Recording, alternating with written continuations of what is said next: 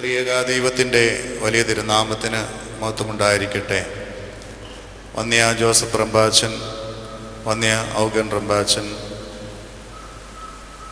വന്യ വൈദിക ശ്രേഷ്ഠരെ, കർത്താവിൽ പ്രിയ വിശ്വാസികളുടെ സമൂഹമേ, പരിശുദ്ധ പരിമല തിരുമേനിയുടെ പാദസ്പർശമേറ്റ ഈ പുണ്യഭൂമിയിൽ നിൽക്കുവാനും ദൈവികമായ വചനവുമായി നിങ്ങളുടെ അല്പസമയം ചെലവഴിക്കുവാൻ ലഭിച്ച സൗഭാഗ്യത്തെ ഓർത്ത് ദൈവത്തിന് നന്ദി പറയുന്നു. നാം എല്ലാവരും ദൈവസന്നിധിയിലാണ് ഇരിക്കുന്നത്. ആ ഒരു ബോധത്തോടുകൂടെ ശ്രദ്ധയോടുകൂടി ഈ വചനം കേൾക്കുവാനായിട്ട് നമുക്ക് ഓരോരുത്തർക്കും ഇടയാകണം. പ്രത്യേകിച്ച് 3 നോമ്പിൻ്റെ കാലയളവാണ്. പ്രാർത്ഥനയിലൂടെ ഓർമ്മിപ്പിച്ച കാര്യങ്ങൾ നമ്മുടെ മനസ്സിലേക്ക് ആഴമായി ഇറങ്ങേണ്ടത് ഉണ്ട് എന്ന് മനസ്സിലാക്കുക. മ്ലേച്ഛതയിൽ ജീവിച്ച, എല്ലാ അധർമ്മങ്ങളിലും ജീവിച്ച ഒരു ജനതയുടെ ലക്ഷോപലക്ഷം ജനങ്ങളുടെ മാനസാന്തരത്തിൻ്റെ അനുഭവത്തിലൂടെ കടന്നുപോയ ദിവസങ്ങളെ ഓർമ്മിപ്പിക്കുന്നതാണ് ഈ നിനിവ നോമ്പ് എന്നുള്ളത് ഓർക്കുക. യോനാ പ്രവാചകൻ്റെ പുസ്തകമാണ് ഇത്. തൻ്റെ ജീവിതത്തിലുണ്ടായ അനുഭവങ്ങളെ അത് എഴുതി തൻ്റെ ജീവിതത്തിലെ ഒരു ആത്മകഥ എന്ന വണ്ണം എഴുതി ചേർത്തിട്ടുള്ള ഒരു പുസ്തകമാണ്. അനുതാപത്തിന് ഏറ്റവും ശ്രേഷ്ഠത നൽകുന്ന ഒരു അനുഭവം, അനുതപിച്ചാൽ ലഭിക്കുന്ന ദൈവകൃപ എന്താണെന്ന് ഈ പുസ്തകത്തിൽ ആദ്യോടന്ത്യം നമുക്ക് മനസ്സിലാക്കുവാനായിട്ട് സാധിക്കും. 3 നോമ്പിൻ്റെ അനുഭവത്തിൽ ഈ യോനാ പ്രവാചകൻ്റെയും അതുപോലെ ഈ പുസ്തകത്തിൻ്റെയും ചരിത്രങ്ങൾ, ധാരാളം ദൈവികമായ ശുശ്രൂഷകൾ നമുക്ക് ലഭിച്ചിട്ടുണ്ട് എന്നുള്ളത് ഓർക്കുക. ആ ഒരു അനുഭവത്തിൽ തന്നെ ഇരുന്നു കൊണ്ട് ഈ വചനം ശ്രവിക്കുവാൻ തക്കവണ്ണം ദൈവം തമ്പുരാൻ ഇടയാക്കട്ടെ എന്ന് പ്രത്യേകമായിട്ട് ഓർമ്മിപ്പിക്കുന്നു. നിങ്ങൾ കേട്ടിട്ടുള്ള ഒരു കഥ, അതിലൂടെ എൻ്റെ ദൈവിക വചന ശുശ്രൂഷ ആരംഭിക്കാം എന്ന് ഞാൻ ആഗ്രഹിക്കുന്നു. ഒരുപക്ഷെ നിങ്ങൾ കേട്ടിട്ടുള്ള ഒരു കഥയാണ്. ഞാൻ എന്തിനിത് പറയുന്നു എന്ന് ചോദിച്ചാൽ, ദൈവസന്നിധിയിൽ നാം എങ്ങനെ ഇരിക്കണം എന്ന് നമ്മെ തന്നെ ഒന്ന് ഒരുക്കുന്നതിന് വേണ്ടിയാണ്. ഒരു ദൈവരാജ്യത്തെ ദൃശ്യമാണ് ഈ കഥയ്ക്കുള്ളത്. പണ്ട് അയൽവക്കക്കാരായിട്ട് ജീവിച്ചിരുന്ന 2 വ്യക്തികളുണ്ടായിരുന്നു. ഒരു ദൈവവചനം സംസാരിക്കുന്ന ഒരു ഉപദേശിയും അതുപോലെ തന്നെ തൊട്ടടുത്ത് താമസിച്ച ഒരു സൂപ്പർ ഫാസ്റ്റ് ഡ്രൈവറുമായിരുന്നു ഇവർ 2 പേരും. 2 പേരും യാദൃച്ഛിക ഒരു ദിവസം ഈ ലോകത്തു നിന്ന് കടന്നു പോകുവാനായിട്ട് ഇടയായി. നമുക്കറിയാം, ഈ ലോകത്തു നിന്ന് കടന്നു പോയാൽ നമ്മൾ എങ്ങോട്ടാണ് പോകുന്നത്? ദൈവത്തിൻ്റെ സന്നിധിയിലേക്കാണ് പോകുന്നത്. അവിടെ നമുക്കൊരു കേസ് വിസ്താരമുണ്ട്, ഒരു ന്യായവിധി ഉണ്ട്. ഒരു മനുഷ്യൻ്റെ ജീവിതത്തിൽ അറിഞ്ഞിരിക്കേണ്ട 4 കാര്യങ്ങളുണ്ട്. 1, മരണം ഏതൊരു മനുഷ്യൻ്റെ ജീവിതത്തിൽ കടന്നു വരുന്ന ഒരു അനുഭവമാണ്. അതുകൊണ്ട് ഒരുക്കത്തോടെ ജീവിക്കണം. ഒരു വിശുദ്ധനായ വ്യക്തി പറയുന്നത്, മരണം ഒരിക്കലും നിന്നെ ഒരുക്കമില്ലാത്തവനായിട്ട് കണ്ടുമുട്ടാതിരിക്കട്ടെ എന്നാണ്. രണ്ടാമത് ഓർത്തിരിക്കേണ്ട സംഗതി എന്താണെന്ന് ചോദിച്ചാൽ, ഒരു മരണാനന്തര ജീവിതത്തിൽ ഒരു ന്യായവിധി നമ്മുടെ മുന്നിലുണ്ട്. നമുക്കറിയാം, നമ്മൾ ഒളിഞ്ഞും തെളിഞ്ഞും ഒക്കെ പറയാറുള്ളൊരു കാര്യമാണ്, ദൈവത്തിൻ്റെ കയ്യിൽ ഒരു കണക്ക് പുസ്തകമുണ്ട് എന്നാണ്. നിന്റെ ചെയ്തികളെക്കുറിച്ചും നിന്റെ ജീവിതത്തിൽ നീ ചെയ്ത നന്മയാകട്ടെ തിന്മയാകട്ടെ അതിനെക്കുറിച്ചൊക്കെയും രേഖപ്പെടുത്തുന്നതായ ഒരു കണക്ക് പുസ്തകം ദൈവം തമ്പുരാൻ സൂക്ഷിക്കുന്നുണ്ട്. അവിടെ ഒരിക്കലും നമുക്ക് കള്ളം പറയുവാനായിട്ട് നമുക്ക് സാധിക്കുകയില്ല. എന്ന് മാത്രമല്ല, നമ്മുടെ കേസ് വിസ്താരത്തിന് വക്കീലിനെ വെച്ച് വാദിക്കാനും പറ്റുകയില്ല. സ്വയം ദൈവസന്നിധിയിൽ നിൽക്കണം. നിങ്ങൾക്ക് വേണ്ടി നിങ്ങൾ തന്നെ വാദിക്കണം. വാദിക്കാനൊന്നുമില്ല. നിങ്ങളുടെ ജീവിതത്തിൽ 80 വർഷം ജീവിച്ചിരുന്നുവെങ്കിൽ ആ 80 വർഷത്തെ സകല ചരിത്രങ്ങളും ദൈവം തമ്പുരാൻ അവിടെ എഴുതി വച്ചിട്ടുണ്ട്. അത് നിങ്ങളെ വായിച്ചു കേൾപ്പിക്കും. വായിച്ചു കേൾപ്പിട്ട് 2 കാര്യങ്ങൾ, ഇത് എസ് ആണോ നോയാണോ എന്ന് മാത്രം നിങ്ങൾ ചിന്തിച്ചാൽ മതി. അതുകൊണ്ട് ദൈവം തമ്പുരാൻ അതൊക്കെ അവിടെ എഴുതി വച്ചിട്ടുണ്ട് എന്ന് നമ്മൾ തമാശ രൂപേണ എനിക്കെങ്കിലും പറയും, അങ്ങനെ ഒരു പുസ്തകം അവിടെ ഉണ്ട്. അതുകൊണ്ടോ നമുക്കറിയാം, ഹിന്ദു പുരാണങ്ങളിലൊക്കെ വായിക്കുമ്പോൾ അവനവൻ്റെ പ്രവൃത്തികൾക്കനുസരിച്ച് അവിടെ ഉപഗുപ്തൻ അവിടെ എഴുതി വച്ചിരിക്കുന്നതായിട്ട് നമുക്ക് കാണുവാനായിട്ട് സാധിക്കും. എന്തു തന്നെ ആയിക്കൊള്ളട്ടെ, അപ്പോൾ മരണാനന്തര ജീവിതത്തിൽ ഒരു ന്യായവിധിയെ നമ്മൾ സമീപിക്കേണ്ടിയിരിക്കുന്നു എന്നുള്ളത് ഒരു മനുഷ്യൻ്റെ ജീവിതത്തിൽ അറിഞ്ഞിരിക്കേണ്ട ഒരു സംഗതിയാണ്. മൂന്നാമതായിട്ട് അറിഞ്ഞിരിക്കേണ്ടത് നരകം. അതായത് ഈ ഒരു ന്യായവിധിയുടെ റിസൾട്ട് എന്തായാലും രണ്ട് കാര്യങ്ങൾ പ്രാപിക്കാൻ സാധ്യതയുണ്ട്. അതിലൊന്ന് നരകത്തിലേക്ക് പോകുന്നതായിരിക്കും, മറ്റൊന്ന് ദൈവസന്നിധിയിൽ ജീവനിലേക്ക്, പറുദീസയുടെ അനുഭവത്തിലേക്ക് പോകുന്ന കാര്യങ്ങൾ. ഈ 4 കാര്യങ്ങൾ ഏത് ഉറക്കത്തിലും ഏതൊരു മനുഷ്യൻ്റെ ജീവിതത്തിലും അറിഞ്ഞിരിക്കേണ്ടതായ കാര്യമാണ്. ഇത് ഒരു ന്യായവിധിയുടെ ഒരു കേസ് വിസ്താരം നടക്കുന്ന ഒരു വേദിയാണ്. അവിടെ ശ്ലീഹന്മാരും പിതാക്കന്മാരും ഒക്കെ ഉപവിഷ്ടരായിട്ടുണ്ട്. മരിച്ച് കടന്നു ചെല്ലുന്ന ഓരോരുത്തരെയും കേസ് വിസ്താരം നടത്തി. ഒരു ദിവസം മരിച്ചതായതുകൊണ്ട് ഈ സൂപ്പർ ഫാസ്റ്റ് ഡ്രൈവറെയും അതേപോലെ ഉപദേശിയെയും വിസ്തരിക്കുവാൻ വിളിച്ചതും ഒരുമിച്ചാണ്. രണ്ടുപേരുടെയും കേസുകളൊക്കെ വിസ്തരിച്ചു, അവരുടെ ജീവിതാനുഭവങ്ങളൊക്കെ വിസ്തരിച്ചു. ഇനി ഇവർക്കുള്ള വിധി കൽപ്പിക്കേണ്ടത് ദൈവമാണ്. ഇവർ നരകത്തിലേക്ക് പോകണോ അതോ സ്വർഗത്തിലേക്ക് പോകണമോ എന്ന് നിശ്ചയിക്കുന്നത് ദൈവമാണ്. ജഡ്ജിയാണ് വിധി പ്രസ്താവിക്കുന്നത്. വക്കീലന്മാർ അങ്ങോട്ടും ഇങ്ങോട്ടും ഒക്കെ വാദിച്ചു, 2 പേർക്കും വേണ്ടി വാദിച്ചു. പക്ഷേ കേസിൻ്റെ വിധി പ്രഖ്യാപിക്കുവാനായിട്ട് ദൈവത്തിൻ്റെ സന്നിധിയിൽ വന്നു. ദൈവത്തിൻ്റെ സന്നിധിയിൽ നിന്ന് വിധി വന്നത് ഇപ്രകാരമാണ്. ധാരാളം പേര് ഈ വിധി കേൾക്കുവാനായിട്ട് അവിടെ ഇവിടെയായിട്ട് ഇരിപ്പുണ്ട്. അവരെല്ലാവരും വളരെ ആകാംക്ഷയോടെ കാത്തിരിക്കുകയാണ്. നമുക്കറിയാം, ദൈവവചനം സംസാരിച്ച ഒരു ഉപദേശി അനേകരെ നേരായ മാർഗത്തിലൂടെ പ്രകാശ വഴിയിലേക്ക് നയിച്ച ഒരു ഉപദേശി, അനേകർക്ക് വേണ്ടി നല്ല നല്ല ദൈവികമായ വചനങ്ങൾ പറഞ്ഞുകൊടുത്ത ഒരു ഉപദേശിയാണ് ഒരാൾ. മറ്റേയാളെ സംബന്ധിച്ച് നോക്കുകയാണെങ്കിൽ നമുക്കറിയാം, കേരളത്തിലെ റോഡുകളിൽ കൂടി ഈ സൂപ്പർ ഫാസ്റ്റ് ഓടിച്ച് അനേകരുടെ ജീവനെടുത്ത ഒരു വ്യക്തി, വളരെ സ്പീഡിൽ വണ്ടി ഓടിച്ചു പോകുന്ന ഒരു വ്യക്തി, വിദഗ്ധമായി വണ്ടി കൈകാര്യം ചെയ്യുന്ന ഒരു വ്യക്തി. 2 പേരുടെയും കേസ് വിസ്താരം വന്നു. അവസാനം വിധി പ്രഖ്യാപിച്ചു. അവിടെ കൂടിയിരുന്ന എല്ലാവരെയും ഞെട്ടിച്ചുകൊണ്ട് ഒരു വിധി വന്നു. അതായത് ഈ ദൈവവചനം സംസാരിച്ച ഉപദേശിയെ നരകത്തിലേക്കും അതേപോലെ സൂപ്പർ ഫാസ്റ്റ് ഓടിച്ചിരുന്ന ഡ്രൈവറെ സ്വർഗത്തിലേക്കും കൊണ്ടുപോകുവാനായിട്ട് വിധിയുണ്ടായി. എല്ലാവരും ഈ വിധി കേട്ട് ഒരു നിമിഷമൊന്ന് ഞെട്ടി. കാരണം ദൈവവചനം സംസാരിച്ച ഈ സാധുവായ ഈ മനുഷ്യനെ ഇങ്ങനെ നിഷ്കരുണം നരകത്തിലേക്ക് അയക്കുവാൻ എന്താണ് കാരണം? ഒരുപക്ഷെ ചിന്തിച്ചു കാണും, എടാ സ്വർഗരാജ്യത്തും കോഴയുടെ പരിപാടി ഉണ്ടോ എന്ന് ഒരുപക്ഷെ ചിന്തിച്ചു കാണും. ഇന്നിപ്പോൾ അതാണല്ലോ നാട്ടിലെ സംസാരമെല്ലാം. ഇവിടെയും ഇങ്ങനെ തന്നെയാണോ, മനുഷ്യന് നീതി കിട്ടുകയില്ലേ എന്നൊക്കെ ഒരുപക്ഷെ ചിന്തിച്ചു കാണും. അതിലൊരു ചെറുപ്പക്കാരൻ അവന്റെ ചോരത്തിളപ്പിൽ അത് അല്പം ഉച്ചത്തിൽ ചോദിച്ചു, ഇത് അനീതിയാണ്, ഈ ചെയ്തത് അനീതിയാണ്. കാരണം ഒരു പാവപ്പെട്ട ഉപദേശി അനേകരെ നേർവഴിക്ക് നയിച്ച ഈ ഉപദേശിയെ നിഷ്കരുണം പാതാളത്തിലേക്ക് അയച്ചത് ഒരിക്കലും ശരിയായില്ല. കാര്യസ്ഥനായിട്ടിരുന്ന പത്രോസിനോട് ഇത് ഉറക്കെ പറഞ്ഞു, ഇത് നീതിയല്ല, ദൈവവും അനീതി കാണിക്കുന്ന അനുഭവമാണ് എന്ന്. ഒരു പുഞ്ചിരിയോടെ പത്രോസ് അവനോട് പറഞ്ഞു, വിധി പ്രസ്താവിച്ചത് ഞാനല്ല, പിന്നെയോ ദൈവമാണ്. നിനക്ക് എന്തെങ്കിലും ബോധിപ്പിക്കുവാനുണ്ടെങ്കിൽ ഇക്കാര്യങ്ങളൊക്കെ ദൈവത്തിൻ്റെ സന്നിധിയിൽ ബോധിപ്പിച്ചോ, അല്ലാതെ എനിക്ക് ഇതിനകത്ത് ഒന്നും ചെയ്യുവാനായിട്ട് സാധിക്കുകയില്ല. അപ്പോൾ ഉടനെ ഇവന്റെ ചോരത്തിളപ്പിൽ പറഞ്ഞു, ഞാൻ എവിടെയായാലും ഞാൻ ചോദിക്കും, യാതൊരു സംശയവുമില്ല. ഈ അനീതിക്ക് കൂട്ടുനിൽക്കുവാനായിട്ട് എനിക്ക് സാധിക്കുകയില്ല, ഇത് കണ്ടു നിൽക്കുവാനായിട്ട് എനിക്ക് സാധിക്കുകയില്ല. അതുകൊണ്ട് എന്നെ ദൈവത്തിൻ്റെ സന്നിധിയിലേക്ക് ഒന്ന് കൊണ്ടുപോകാനായിട്ട് പറഞ്ഞു. ഇവനെ ദൈവത്തിൻ്റെ സന്നിധിയിൽ കൊണ്ടുപോയി. പക്ഷേ ദൈവം മുന്നമേ തന്നെ ഇവൻ എന്തിനാണ് വന്നതെന്നും ഇവൻ്റെ ആവശ്യം എന്താണെന്നും ഇവൻ്റെ ഈ ദേഷ്യത്തിന് കാരണം എന്താണെന്നും ദൈവത്തിന് മുന്നമേ അറിഞ്ഞു.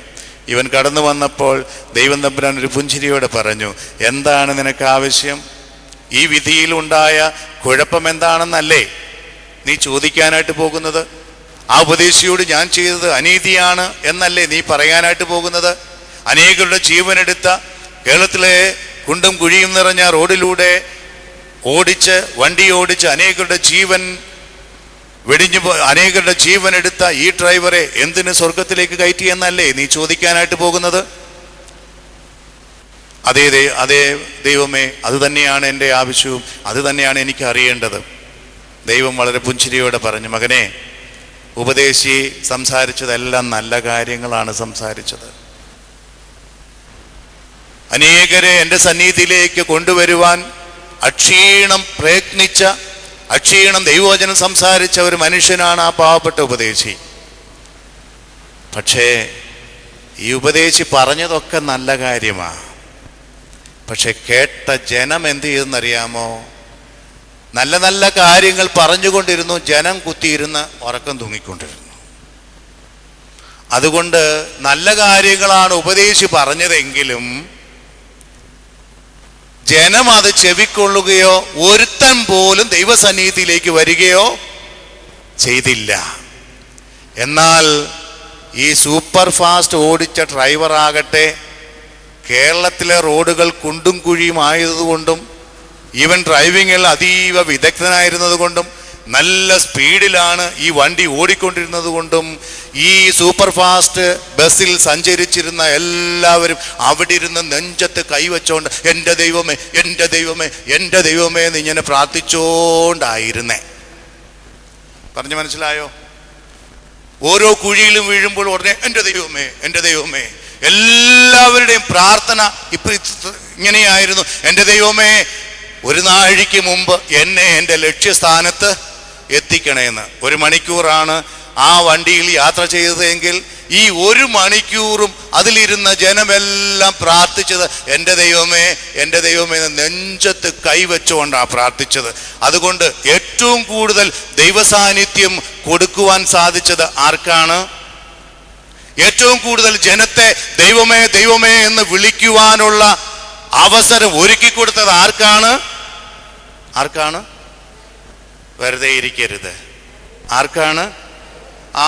ഈ സൂപ്പർ ഫാസ്റ്റ് ഡ്രൈവർക്കാണ്. അനേകരുടെ ജീവൻ എടുത്തുവെങ്കിലും അനേകരെ ദൈവസന്നിധിയിൽ ഇവൻ വണ്ടി ഓടിച്ചിരുന്ന നിമിഷം മുതൽ അതിൽ സഞ്ചരിച്ചിരുന്ന സർവരും എൻ്റെ ദൈവമേ, എൻ്റെ ദൈവമേ, എൻ്റെ ദൈവമേ, എൻ്റെ ദൈവമേ എന്ന് വിളിച്ചുകൊണ്ടാണ് ഇരുന്നത്. അതുകൊണ്ട് അനേകര് ദൈവത്തെ വിളിക്കുവാനായിട്ട് അതിനൊരു മുഖാന്തരമാക്കി തീർത്തെ ആരാ?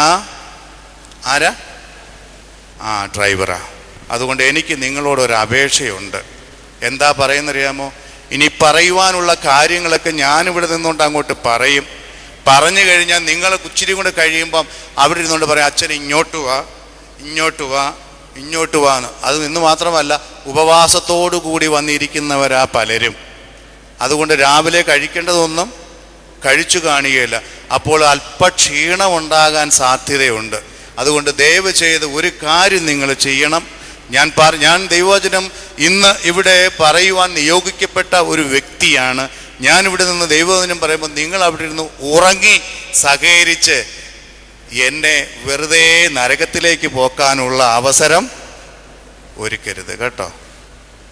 അതുകൊണ്ട് നിങ്ങളുടെ പ്രവൃത്തി കൊണ്ട് എന്നെ നരകത്തിലേക്ക് അയക്കുവാനുള്ള ഒരവസരം ഉണ്ടാകരുതേ എന്ന് ഒരു എളിയ അപേക്ഷയാണ്. അതുകൊണ്ട് എല്ലാവരും ശ്രദ്ധയോടെ ഈ വിഷയത്തെ കേൾക്കുവാനായിട്ട് ഇടയാക്കണം. നിനുവ നോമ്പിൻ്റെ അനുഭവത്തിൽ കഷ്ടതയുടെയും പ്രയാസത്തിൻ്റെയും നടുവിൽ വീണ്ടെടുക്കപ്പെട്ട ഒരു ജനതയെ നമ്മൾ കണ്ടു കഴിഞ്ഞു. ഇന്ന് അല്പമായി ചിന്തിക്കുവാൻ എടുക്കുന്ന വേദഭാഗം 10-ാം സങ്കീർത്തനം അതിൻ്റെ 1-ാമത്തെ വാക്യമാണ്. 10-ാം സങ്കീർത്തനം അതിൻ്റെ 1-ാമത്തെ വാക്യം. വേദപുസ്തകം ഉണ്ടോ? ഒന്ന് വായിക്കാം. യഹോവേ, നീ ദൂരത്ത് നിൽക്കുന്നത് എന്ത്? കഷ്ടകാലത്ത് നീ മറഞ്ഞു കളയുന്നതും എന്ത്? യഹോവേ, നീ ദൂരത്ത് നിൽക്കുന്നത് എന്ത്? കഷ്ടകാലത്ത് നീ മറഞ്ഞു കളയുന്നതും എന്ത്? സങ്കീർത്തനക്കാരൻ 2 ചോദ്യമാണ് ദൈവത്തിൻ്റെ സന്നിധിയിൽ വയ്ക്കുന്നത്. ഈ ചോദ്യത്തിൻ്റെ പ്രസക്തിയാണ് എന്ന് ഞാനും നിങ്ങളും ഒത്തൊരുമിച്ച് ചിന്തിക്കുവാനായിട്ട് ആഗ്രഹിക്കുന്നത്. 2 ചോദ്യം. ഒന്ന്, യഹോവേ നീ ദൂരത്ത് നിൽക്കുന്നത് എന്ത്? നമുക്കറിയാം, പ്രയാസങ്ങളും ദുഃഖങ്ങളും ദുരിതങ്ങളുമൊക്കെ നമ്മുടെ ജീവിതത്തിൽ അടിക്കടി ഇങ്ങനെ വന്നുകൊണ്ടിരിക്കുന്ന സന്ദർഭത്തിൽ നമ്മൾ പലപ്പോഴും പിറുപിറുക്കുന്ന ഒരു വാചകമാണ്, എന്താ, ദൈവം ഉണ്ടോ? ദൈവം ഉണ്ടെങ്കിൽ പിന്നെ എനിക്ക് ഈ കഷ്ടതകളും പ്രയാസങ്ങളും ഒക്കെ വരാൻ എന്താണ് കാരണം? ഞാൻ പള്ളിയിൽ പോകുന്നുണ്ട്, പ്രാർത്ഥനയ്ക്ക് പോകുന്നുണ്ട്, രാവിലെയും വൈകിട്ടുമെങ്കിലും ഞാൻ എൻ്റെ വീട്ടിൽ ഇരുന്ന് എൻ്റെ കുഞ്ഞുങ്ങളും ഒത്തൊരുമിച്ച്, എൻ്റെ ഭർത്താവും എൻ്റെ കുഞ്ഞുങ്ങളും ഒത്തൊരുമിച്ചിരുന്ന് ഞാൻ പാടി, വേദപുസ്തകം വായിച്ച്, പ്രാർത്ഥിച്ച് ഞാൻ കഴിഞ്ഞുകൂടുന്നുണ്ട്. ഉപവാസ പ്രാർത്ഥനയ്ക്ക് പോകുന്നുണ്ട്, പള്ളിയിൽ പോകുന്നുണ്ട്, ആരാധനയ്ക്ക് പോകുന്നുണ്ട്. മറ്റുള്ളവരെ ദ്രോഹിക്കുവാൻ ഞാൻ ഒന്നും ചെയ്യുന്നില്ല, ആരുടെയും അതിരുമാന്താനായിട്ട് പോകുന്നില്ല, ആരെയും ദുഷിക്കുവാൻ പോകുന്നില്ല, ആരുടെയും ഒന്നും അനധികൃതമായിട്ട് വാങ്ങിക്കുവാനായിട്ട് പോകുന്നില്ല. ഞാൻ കഴിയുന്ന നന്മയിലൊക്കെയാണ് ജീവിക്കുന്നത്. നന്മ ചെയ്യണമെന്നുള്ള ആഗ്രഹവും എൻ്റെ ജീവിതത്തിലുണ്ട്. ഇങ്ങനെയൊക്കെ ഞാൻ അങ്ങോട്ട് ജീവിക്കുമ്പോൾ എന്തുകൊണ്ട് ഈ ദുരിതങ്ങളും കഷ്ടതകളും പ്രയാസങ്ങളും ഒക്കെ എനിക്ക് നേരിടുന്നു? മറ്റുള്ളവർ സുഭിക്ഷമായിട്ട് ജീവിക്കുന്നു, മറ്റുള്ളവർക്ക് വലിയ വീടുകളുണ്ട്, അവരുടെ മക്കളൊക്കെ നല്ല വിദ്യാഭ്യാസത്തിലൂടെ ഉന്നതമായ ഉദ്യോഗം കരസ്ഥമാക്കുന്നുണ്ട്, ഇഷ്ടം പോലെ ധനം സമ്പാദിക്കുന്നുണ്ട്, അവർക്ക് വലിയ വലിയ കാറുകളുണ്ട്. ഇങ്ങനെ നമ്മൾ നോക്കുമ്പോൾ നമ്മുടെ കണ്ണെത്തുന്ന ദൂരത്തിലേക്ക് നമ്മളൊന്ന് പായിച്ചു നോക്കും, നമ്മുടെ കണ്ണുകളെ ഒന്ന് പായിച്ചു നോക്കുമ്പോൾ മറ്റുള്ളവരൊക്കെ സമൃദ്ധിയിൽ ജീവിക്കുന്നുണ്ട്. എന്നാൽ അവർ പള്ളിയിൽ പോകുന്നില്ല, അവർ ദൈവികമായി നടക്കുന്നില്ല, ആർക്കും ഒരു നല്ല കാര്യം ചെയ്യുന്നില്ല. ഇങ്ങനെയൊക്കെയുള്ള അവസരത്തിലും സാമ്പത്തികമായിട്ടും പുറമേയും ഒക്കെ അവർ വളരെയേറെ ഉയർന്നു പോകുന്ന അനുഭവം എന്താണ്? എനിക്ക് മാത്രം എന്തുകൊണ്ട് ഈ കഷ്ടതയും പ്രയാസവും ദുഃഖവും ദുരിതവും ഒക്കെ എൻ്റെ ജീവിതത്തിൽ വരുന്നു എന്ന് പലപ്പോഴും നമ്മൾ ചിന്തിക്കാറുണ്ട്. ദൈവത്തോട് പിറുപിറുക്കാറുണ്ട്. ദൈവമേ നീ ഉണ്ടോ എന്ന് ദൈവത്തോട് ചോദിക്കാറുള്ള ഒളിഞ്ഞും തെളിഞ്ഞും ചോദിക്കാറുള്ള ഒരു ചോദ്യമാണ്, യഹോവേ നീ ദൂരെ നിൽക്കുന്നത് എന്ത്? യഹോവ ദൂരെ നിൽക്കുന്ന വ്യക്തിയാണോ? ഇതാണ് ഇന്നത്തെ നമ്മുടെ ചിന്ത. ഒന്നാമത്തെ ചിന്ത അതാണ്. എന്താ? യഹോവ നമ്മളിൽ നിന്ന് അകന്നു നിൽക്കുന്നവനാണോ, ദൂരെ മാറി നിൽക്കുന്നവനാണോ എന്നാണ്. ഇമ്മാനുവേൽ എന്ന വാക്കിന്റെ അർത്ഥം എന്താ? ദൈവം നമ്മോടുകൂടെ. കർത്താവായ യേശുക്രിസ്തു ഈ ലോകത്തിലേക്ക് ജനിച്ചു വീണപ്പോൾ മാലാഖമാർ പാടി, സർവ്വജനത്തിനും ഉണ്ടാകുവാനുള്ള ഒരു മഹാ സന്തോഷം ഞാൻ നിങ്ങളെ അറിയിക്കുന്നു എന്നുള്ളതാണ്. അപ്പോൾ യഹോവ നമ്മോടുകൂടെ എന്നുള്ളതാണ് അവന്റെ നാമധേയം. നമ്മൾ ദൈവവചനം നമ്മെ ഓർമ്മിപ്പിക്കാറുണ്ട്, കഷ്ടങ്ങളിൽ അവൻ ഏറ്റവും അടുത്ത തുണയായി ഇരിക്കുന്നു എന്നുള്ളതാണ്. അപ്പോൾ യഹോവ സമീപസ്ഥനാണ്, നമ്മളോട് കൂടെ നടക്കുന്നവനാണ് എന്ന് മാത്രമല്ല, അവൻ്റെ ഒരു പേരിന് അർത്ഥം രക്ഷകൻ എന്നുള്ളതാണ്. ആപത്തുകളിൽ നിന്നും പ്രയാസങ്ങളും ദുഃഖങ്ങളിൽ നിന്നും ദുരിതങ്ങളിൽ നിന്നുമൊക്കെ രക്ഷിക്കുന്നവൻ എന്നുള്ളതാണ്. അങ്ങനെയാണെങ്കിൽ നമുക്ക് ദൈവത്തിൻ്റെ രക്ഷ ആവശ്യമായി വരുന്ന ഘട്ടങ്ങളിൽ അവൻ ദൂരെ നിൽക്കുന്നതായിട്ട് നമുക്ക് തോന്നുന്നത് എന്താണ്? അതെന്തുകൊണ്ടാണ് എന്ന് ഈ സങ്കീർത്തനക്കാരൻ തന്നെ അവൻ്റെ ജീവിതത്തിലൂടെ തന്നെ നമുക്ക് മനസ്സിലാക്കുവാനായിട്ട് സാധിക്കും. കർത്താവ് ദൂരെ നിൽക്കുന്നവനാണോ? യഹോവ ദൂരെ നിൽക്കുന്നവനാണോ? അവൻ നമ്മിൽ നിന്ന് അകന്നു പോകുന്നവനാണോ? അതോ അവനിൽ നിന്ന് നാം അകന്നു പോയ ഒരു അവസ്ഥയാണോ എന്ന് ഒന്ന് പരിശോധിച്ച് നോക്കുവാൻ ഈ സങ്കീർത്തനത്തിൻ്റെ പശ്ചാത്തലം ഒന്ന് നോക്കിയാൽ മാത്രം മതി. ഈ സങ്കീർത്തനം എഴുതിയത് ആരാണെന്നറിയാമോ?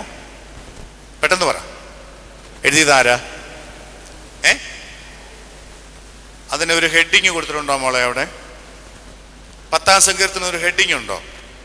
ഇല്ല. പിന്നെ എങ്ങനെയാണ് ഇത് ദാവീദിന്റെ സങ്കീർത്തനമാണെന്ന് പറയാൻ കാര്യം? ദാവീദിന്റെ സങ്കീർത്തനമാണെന്ന് അവിടെ എഴുതിയിട്ടുണ്ടോ? 10-ാം സങ്കീർത്തനം എന്നൊരു ഹെഡിങ് കൊടുത്തിട്ടില്ല. ഉണ്ടോ? ഇല്ല. പിന്നെ ദാവീദിന്റെ സങ്കീർത്തനമാണെന്ന് എങ്ങനെ പറയാൻ പറ്റും? അതിന് ശരിയായ ഒരു മറുപടി ഉണ്ട്. അതിനുവേണ്ടി ഞാനിത് ചോദിക്കുന്നത്. ഞാൻ പറഞ്ഞിട്ട് പോയിട്ട് കഥയൊന്നുമില്ല, ഒരു ആശയ വിനിമയം നടത്തുവാനാണ് ആഗ്രഹിക്കുന്നത്. അതുകൊണ്ട് നിങ്ങൾ മസിൽ പിടിച്ചിരിക്കുകയൊന്നും വേണ്ട, അല്പം ഫ്രീ ആയിട്ടങ്ങ് ഇരുന്നാലും മതി. എന്തുകൊണ്ടാണ് ഇത് ദാവീദിന്റെ സങ്കീർത്തനമാണെന്ന് പറയുന്നത്? നിങ്ങൾ പഠിച്ചു വയ്ക്കേണ്ടതായ ഒരു കാര്യമുണ്ട്. നമുക്കറിയാം, വേദപുസ്തകത്തിൽ 150 സങ്കീർത്തനങ്ങളാണുള്ളത്. അതിൽ 1 മുതൽ 40 41 വരെയുള്ള സങ്കീർത്തനങ്ങൾ അത് ദാവീദിന്റെ സങ്കീർത്തനം എന്നുള്ളതാണ് അറിയപ്പെടുന്നത്. വേദശാസ്ത്രജ്ഞൻ പറയും. ഞാൻ അങ്ങ് പഠിച്ചു വെച്ചിരുന്നില്ല, അതിനിടയ്ക്ക് വരുന്ന ഏത് സങ്കീർത്തനം ഹെഡിങ് ഉണ്ടോ ഇല്ലയോ ഒന്നും നോക്കേണ്ട കാര്യമില്ല. അത് ആരുടെ സങ്കീർത്തനമാ? ദാവീദിന്റെ സങ്കീർത്തനമാണ്. അതങ്ങനെ പഠിച്ചു വെച്ചാൽ അത് ഏറ്റവും നല്ലതായിരിക്കും. എന്താണ് 150 സങ്കീർത്തനങ്ങൾ ഉള്ളതിൽ അതിനിടയ്ക്ക് തന്നെ വേറെ എഴുതിയിട്ടുണ്ട് എന്നല്ല, എങ്കിലും തുടർച്ചയായ 1 മുതൽ 41 വരെയുള്ള സങ്കീർത്തനങ്ങൾ ആരുടെ സങ്കീർത്തനമാ? ദാവീദിന്റെ സങ്കീർത്തനങ്ങൾ എന്നാണ് അറിയപ്പെടുന്നത്. 42ാമത്തെ സങ്കീർത്തനം എന്താ മോളെ അതിന് കൊടുത്തിരിക്കുന്നത്? കോരഹിന്റെ സങ്കീർത്തനം അല്ലേ? കോരഹ് സഹോദരന്മാർ എഴുതിയിട്ടുള്ള സങ്കീർത്തനം എന്നാണ് കൊടുത്തിരിക്കുന്നത്. പോട്ടെ, 1 മുതൽ 41 വരെയുള്ള സങ്കീർത്തനങ്ങൾ അത് ദാവീദിന്റെ സങ്കീർത്തനമാണ്. അതിലെ ഒരു സങ്കീർത്തനമാണ് 10ാം സങ്കീർത്തനം. എന്നാൽ വേദശാസ്ത്രജ്ഞർ പറയുന്നത് ഇത് 9ാം സങ്കീർത്തനത്തിന്റെ ഒരു കണ്ടിന്യൂവേഷൻ ആണെന്നാണ് പറയുന്നത്. 9ാം സങ്കീർത്തനത്തിന്റെ തുടർച്ചയായിട്ടുള്ള ഒന്നാണ് 10ാം സങ്കീർത്തനം എന്നുള്ളതാണ്. 9ാം സങ്കീർത്തനം അവിടെ എഴുതി, അവന് ഹെഡിങ് കൊടുത്തിട്ടുണ്ട്, ഒന്ന് വായിക്കാമോ?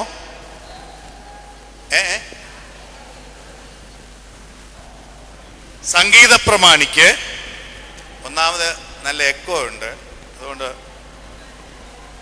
സംഗീത പ്രമാണിക്ക് ഏത് രാഗത്തിലാ?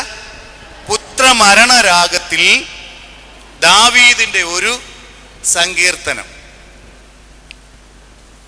സംഗീത പ്രമാണിക്ക് പുത്രമരണ രാഗത്തിൽ ദാവീദിന്റെ ഒരു സങ്കീർത്തനം എന്നാണ് അവിടെ കൊടുത്തിരിക്കുന്നത്. ഇവിടെ സംഗീതം പഠിച്ചവർ ചിലരെങ്കിലും ഉണ്ടായെന്ന് ഞാൻ മനസ്സിലാക്കുക. മായാമയുള്ള രാഗം, ഭൈരവി രാഗം, ഇങ്ങനെയുള്ള രാഗങ്ങളെക്കുറിച്ച് കേട്ടിട്ടുണ്ട്. എന്ന് മാത്രമല്ല, ഇന്ന് ഇപ്പോൾ TV തുറന്നാൽ പോലും പാട്ടുകളുടെ ഒരു അതിപ്രസരമാണ്. അതിനകത്ത് ഏകദേശമൊക്കെ സംഗതി പോരാ, പിച്ചില്ല എന്നൊക്കെ പറയുന്നില്ലേ? ആ പിച്ചിലല്ല, സംഗതി പോരാ, ടെമ്പോ ഇല്ല എന്നൊക്കെ നമുക്ക് പറയുന്നത് കേട്ടിട്ടുണ്ടോ? അതെങ്കിലും കേട്ടിട്ടുണ്ടല്ലോ. അങ്ങനെയാണെങ്കിൽ ഈ പുത്രമരണ രാഗം എന്ന് പറഞ്ഞ ഒരു രാഗം കേട്ടിട്ടുണ്ടോ? ഉണ്ടോ? പിന്നെന്തിനാ ഈ ദാവീദ് ഇങ്ങനെ എഴുതിയിരിക്കുന്നത്? പുത്രമരണ രാഗത്തിൽ നിന്നാണ് അതിനകത്ത് എഴുതിയിരിക്കുന്നത്. ഉണ്ടോ? അങ്ങനെ ഒരു രാഗമുള്ളതായിട്ട് അറിയാമോ? ഞാനും കേട്ടിട്ടില്ല പുത്രമരണ രാഗം എന്താണെന്ന്. അതെന്താണെന്ന് നമുക്ക് അറിയത്തില്ല. ചിലപ്പോൾ അത് എന്തുകൊണ്ടാണ് ഇങ്ങനെ എഴുതിയത് എന്ന് ഒരുപക്ഷെ ചിന്തിക്കുമ്പം ചില മരണ വീടുകളിലൊക്കെ ഇരുന്ന് ചില പാട്ടുകളൊക്കെ പാടാറുണ്ട്. നമ്മൾ പാടുന്ന ഒരു പാട്ടാണ് അല്ലേ? ആനന്ദമുണ്ടേനി യേശു മഹാരാജ സന്നിധിയിൽ. എന്താ പാട്ടിൻ്റെ അർത്ഥം? സന്തോഷമുണ്ട്, എനിക്ക് സന്തോഷമുണ്ട്, യേശു മഹാരാജാവിൻ്റെ സന്നിധിയിൽ എനിക്ക് സന്തോഷമുണ്ട്, ആനന്ദമുണ്ട്. ഇതല്ലേ പാട്ടിൻ്റെ അർത്ഥം? പക്ഷേ മരണ വീട്ടിലേ നമ്മൾ ഈ പാട്ട് പാടാറുള്ളൂ. വീട്ടിൽ ഇരുന്ന് പാടുവോ? നമ്മുടെ കുഞ്ഞുങ്ങളെങ്ങാനും പാടിയിട്ടാ മരണ വീട്ടിൽ പാടുന്ന പാടാന്നോടാ പാടുന്നേ? ഉടനെ അവനെ അടിച്ചവിടെ ഇരുത്തും, നിരുത്സാഹപ്പെടുത്തും. ശരിയല്ലേ? പക്ഷെ ആ പാട്ടിൻ്റെ ആശയം ഇതാ: ആനന്ദമുണ്ട്, എനിക്ക് ആനന്ദമുണ്ട്, എൻ്റെ ദൈവത്തിൻ്റെ സന്നിധിയിൽ എനിക്ക് ആനന്ദമുണ്ട് എന്നുള്ളതാണ് ആ പാട്ടിൻ്റെ സാരം. പക്ഷേ ഇങ്ങനെയാണോ നമ്മൾ മരണ വീട്ടിൽ ഇരുന്ന് പാടുന്നേ? ഇല്ല, അവിടെ ഇരുന്നുകൊണ്ട് പാടുന്നത് ഇങ്ങനെ ആയിരിക്കും: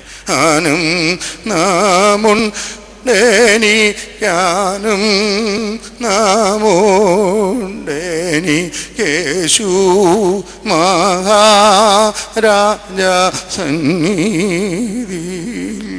ഞാനല്ലേ പാടുന്നേ? ആണ്, അങ്ങനെ പാടുന്നേ. പക്ഷെ ഈ ഒരു ഭാവത്തിനും ഈ പാട്ടിനുമായിട്ട് എന്തെങ്കിലും ബന്ധമുണ്ടോ? സന്തോഷമായിട്ട് ഇരുന്ന് പാടേണ്ട, പിള്ളേരുടെ ഭാഷയിൽ പറഞ്ഞ് അടിച്ചു പൊളിച്ച് പാടേണ്ട ഒരു പാട്ട് വളരെ സങ്കടത്തോടും വിഷമത്തോടും പ്രയാസത്തോടും ഇരുന്ന് പാടുന്ന ഒരനുഭവമായിരിക്കും.